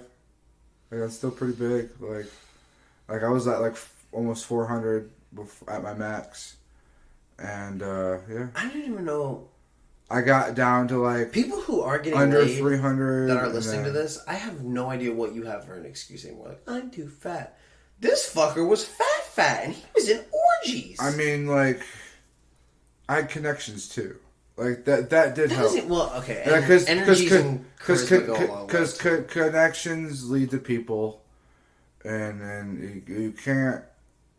Get laid with big dicks help. Yeah, and that's the thing. That's the funny thing is because for the longest time I didn't think I had that big of a dick because I can only see it. Go off of what I see, and that's kind of how I broke my dick because I was like where it got cold and no one really had explained to me that when it gets cold it kind of. It kind of sucks back up inside you a little bit and gets a little small. And when you're a heavy guy, when it sucks up inside you, it disappears. You're a woman. I'm like, where the fuck did it go? And so I pulled on it. Where the fuck did it go? And when I pulled on it, I felt something give, and it hurt. Like it hurt. You pulled out your dick for real. Like you literally. Yeah. Like how some people like tear their ACL, like and how they explain they can feel the snapping of the tendon. Yeah, that's what it fucking felt like. That's crazy. And I didn't know how to explain. I was embarrassed. You broke your dick because I broke. Because you're literally now you're the afterthought of like, oh my god, I just. And you have to reflect, and you know what you do for like at least a minute. You're like 10 seconds ago, I had a fully functioning dick. inside of me, and I could have just. But it doesn't. left It does. Well, did you need it in that moment? It doesn't. I was just taking. I took a shower and I got cold, and I was just fucking getting dressed. Like it wasn't like I was doing anything special or doing anything cool. Like my second time was kind of cool. Okay. But like it wasn't so much as like when I say tear the dick. Like it was more almost like something inside. Something inside rupture, like tore. Yeah, like almost like my tore. urethra tore Jesus or something. Christ. Because like when I would pee, like oh man, it sucked. Oh. It was like it was like imagine pissing into an open wound constantly. Oh. Like and like I mean it was rough. And then like everybody at home, they're just gonna curl their toes. And scar tissue and It's got really sexy and really terrible. Yeah. Disappointing, some would say. Took a left turn somewhere. But like and I get like almost feel like blockage because of scar tissue. Like and it's taken a long time to really like get it to the point where I can like there'd be some times where I feel like I'd take the biggest piss and not be able to pee. Like I thought Did that worry you about like kidney stones? Yeah, that was my first instinct. But they're like, we can't see anything. Yeah, and it got even as far. I've even had it as far as fucking had a doctor stick his fucking fingers up my asshole. And I'm like, but there's nothing wrong. I'm like, yeah, there is something wrong. You need more fingers. That's my favorite joke ever. And when it comes to like prostate and stuff, I swear to God, if Abby yells at us again, I'm gonna get fucking dumped. We're just gonna like lightly whisper because I this dick tearing story. So okay, so like piss issues aside, how did you break your dick a second time? The second time it was just like I was just going. We were going at it, and like it was. So this is like during sex. Yeah, it was during sex, and it was the first time that I had a chick like ride me reverse cowgirl. And you know what? It's funny you say that. Abby was the first girl I was ever with that was really willing to like throw that shit back with like some love and passion for the game. So like when she did that, I honestly thought she was gonna break my dick because the first time she was going back, it literally like bent like, and I was like, oh no! I literally grabbed her ass cheeks. I was like, we're gonna pause for a minute and we're gonna talk about speed rules for I guess because apparently you're gonna break my dick. And then that's kind of and that's kind of what happened. Because I don't mind intervening. But I had no chance to, because like she's at first she's on her knees, like typical legs kind of going down my sides as she's looking away from me, and she's riding it out, and then she hops up on her feet. And is squatting. And, she's putting her hands down on the ground, and it's the first time that a girl had ever, like, squatted on me like that. Right. And, like, she's fucking bam, bam, bam, and throwing it down. And I'm lost. Like, I'm like, oh, my God. Like, oh, this is getting in deep. Like, I've never been this deep. And then it slips out a little bit. And she does not stop. And she hit it, like, on the side? Or, like, like in the middle. You know what I mean? Like, it like just folded. Not in a hole. Like, no, yeah. It came out a little bit, yeah. And, like, went, like, in front a little, like, kind of like in between her pussy hole and asshole. Oh, my God. And, like, it did not go into any of the holes. And it just kind of, like, just kind of just folded. Like, it's the best way I can explain it. Like, not like half, but, like... Was the pain immediate? Oh, yeah.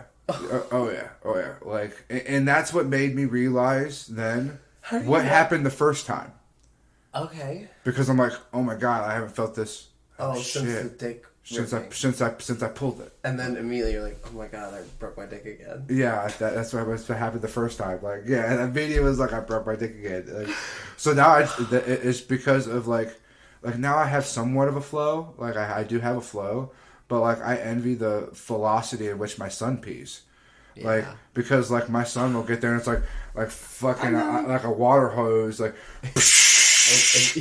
And I go there and it's like, because at PZ you can't like everything of you angry little chakra like that builds up about that. You're just kind of like, you don't know that Daddy broke his dick twice. I mean, shit. I it's the same envy I feel like with some 56-year-old men that I've heard. Like I'll be going I'll go into the bathroom and I'll sit down. Mr. Never broke his dick. And I'll sit down and I'll watch as I'm closing the door. I'll watch this old man go up to the urinal and like you know, I sit down to pee and it's like just kind of going at a light stream, and this old man, I can hear it from across the fucking way, is hitting this porcelain like he's fucking putting a fire out. Hydrant, yeah, and I'm like, women don't even understand that that's an issue that dudes have. Well, I guess girls. I don't even want to start down to who has it worse in the bathroom rant. Listen, this has been the show.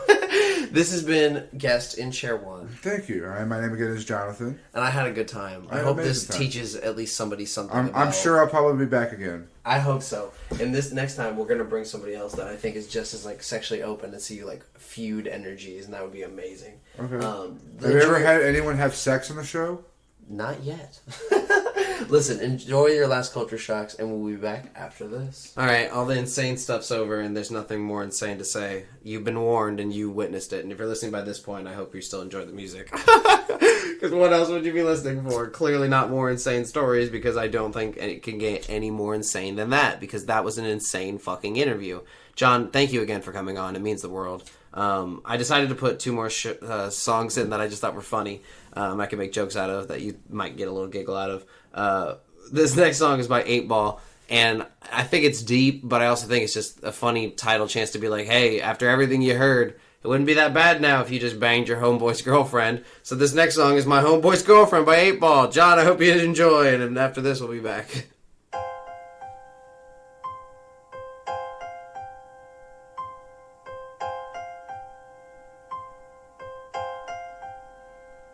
My nigga, C, he from Texas, I'm from Tennessee. We do our thing with them things, making currency.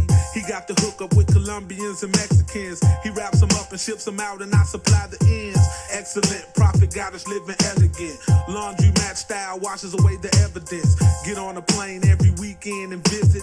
I would visit his town and he would visit Memphis. Take the nigga club and embassy suites and freaks. Up all night, sipping tuss and smoking sweets. One weekend, I'm in his town, his crib. You really must trust a nigga to show him where you live. Fly scenery, space age things and big screens. In the den shooting pool, puffing on some good green. In walked a woman that was his fiance. He said that he loved her and would marry her one day. Her name was Angela. Damn, she was fine. I admit I had evil thoughts rushing my mind. Mosquito fitting tight, she was dressed to kill. She winked, but I didn't think the hoe was for real. What am I supposed to do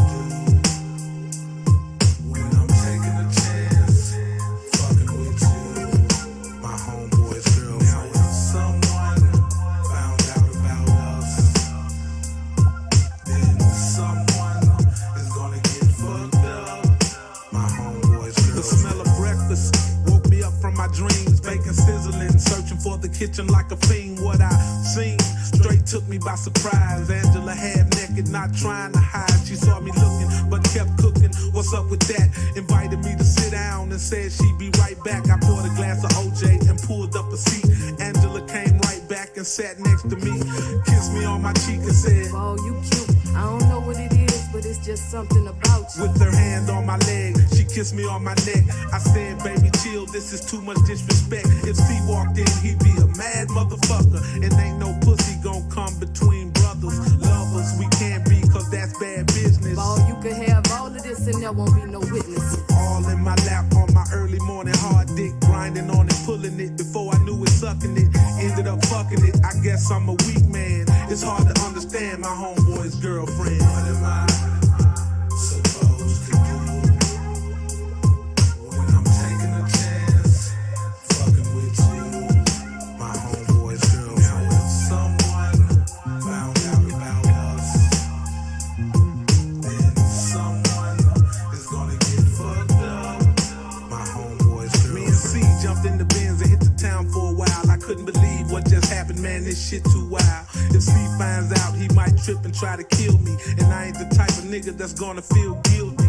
Later on, we was at the pad kicking back. C had to make a run to go and serve a pack. Before he made it out the driveway good, Angela was all on me trying to suck on my wood. On the pool table, on the floor, man, what a whore. I was looking out for C, she was begging me for more. An hour later, C walked through the door, unaware that I was just in his lady's underwear. I flew home the next day, still reminiscing, not believing I just dicked on my homie missus. This is a fucking trip, man. I will never understand my homeboy's girlfriend. What am I supposed to do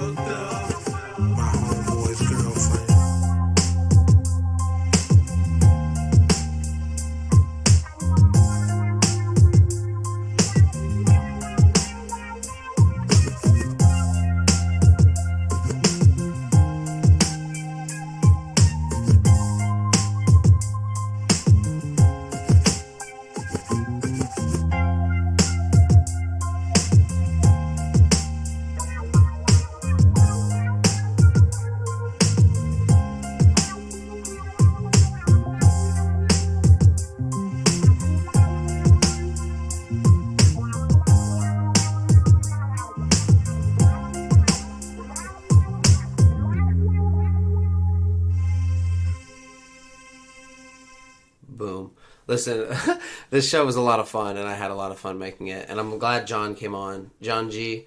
I think we'll write it down as Jonathan. I hope you had fun. I hope you come back. I hope you keep coming. And there was a lot of come in the stories, so I thought, why not do a song called Shot Off that has absolutely probably nothing to do with cum. I think it's about guns, but it's by 8-Ball and MJG, so why the fuck not? So enjoy. We will be not back after this. I hope you had fun, and I hope anybody listening wants to come on the show, and I do mean CUM.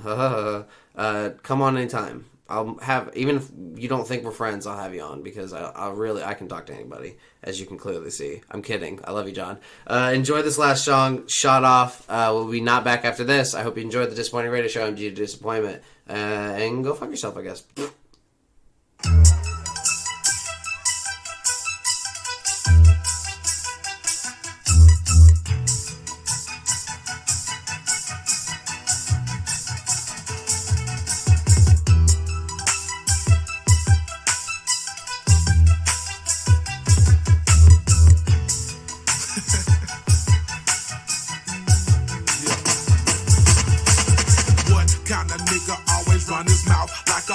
Like his jaw, got a battery, this nigga always know who got robbed, got shot, who got put on lock. Nobody invited you and still you got up in the spot. Me, I'm not a witness, keep my distance, mind my business. You, somebody talk you in their mouth like a dentist. We keep it gangsta, mamas love it cause they know it's real. Like UGK, we keep the trill, mobbing through the field. Big ball, fat boy, unload heat when my brain spill. Euphoric images without no coke and X pills. We keep it crunk and popping real, niggas know the deal. We bad boys, anywhere we at, we smoke and kill. You try to stop it, get your shit broke up in 20 pieces. We roll deep in brand new vehicles with secret features. Game preachers, mucho pimping for you mamacitas. We players on the field, y'all niggas in the bleachers. Down behind my back, you the shot off, nigga. 54, 20 sack, you the shot off, nigga. Getting fly, got a gun, when the drummer come, you run. You know what you just done, you the shot off, nigga. Talking down behind my back, you the shot off, nigga. 54, 20 sack, you the shot off, nigga. Getting fly, got a gun, when the drummer come, you run. You know what you just done, you the shot off, nigga. Man, come on now, you done shot off. Just like my Dayton's lost the knockoff. For a tight ass shirt when the button pop off.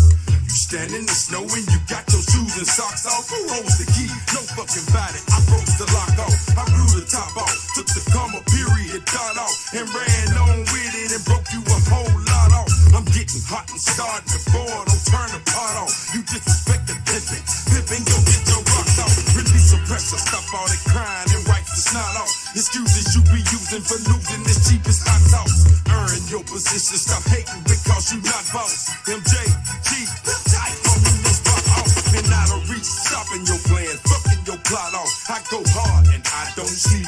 And I'm not off. Been living on the edge for balance. I've never dropped off like Aaron Hall. Don't be afraid, it's called the cops off. Talking down behind my back, you the shot off, nigga. 54, 20 sack, you the shot off, nigga. Getting fly, got a gun. When the drummer come, you run. You know what you just done, you the shot off, nigga.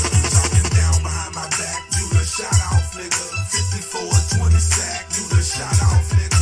Getting fly, got a gun. When the drummer come, you run. You know what you just done, you the shot off. Now you can either check your ego at the door or let the drama unfold. And check my rap sheet, bitch, I'm almost 10 million sold. I'm only rapping cause I want to, I got enough plaques. Needless to say, my favorite rappers told me to get on this track. And so I did it, quickly wrote my 16 down and spit it. And by the end of the verse, you'll say once again, ludicrous shit it. Then I wiped it with your face and put your pride in the trash. My whole career is like my video, I'm showing my ass. I keep it gangster, gangster, shooters and shanksters. Till you shot off motherfuckers, I'ma thank you, thank you. Running your mouth behind my back until you run out of time. But at least your talking lets me know some millions stay on your mind. It ain't nothing wrong with that. So I'm grabbing the thing and then I put it to your brain to change everything you ever hope for. With the fofo, you'll be falling back. And that is what I'm drinking instead of thinking about these pigs chasing. I'm about to bring home the bacon. Talking down behind my back, you the shot off, nigga. 54, 20 sack, you the shot off, nigga. Getting fly, got a gun, when the drummer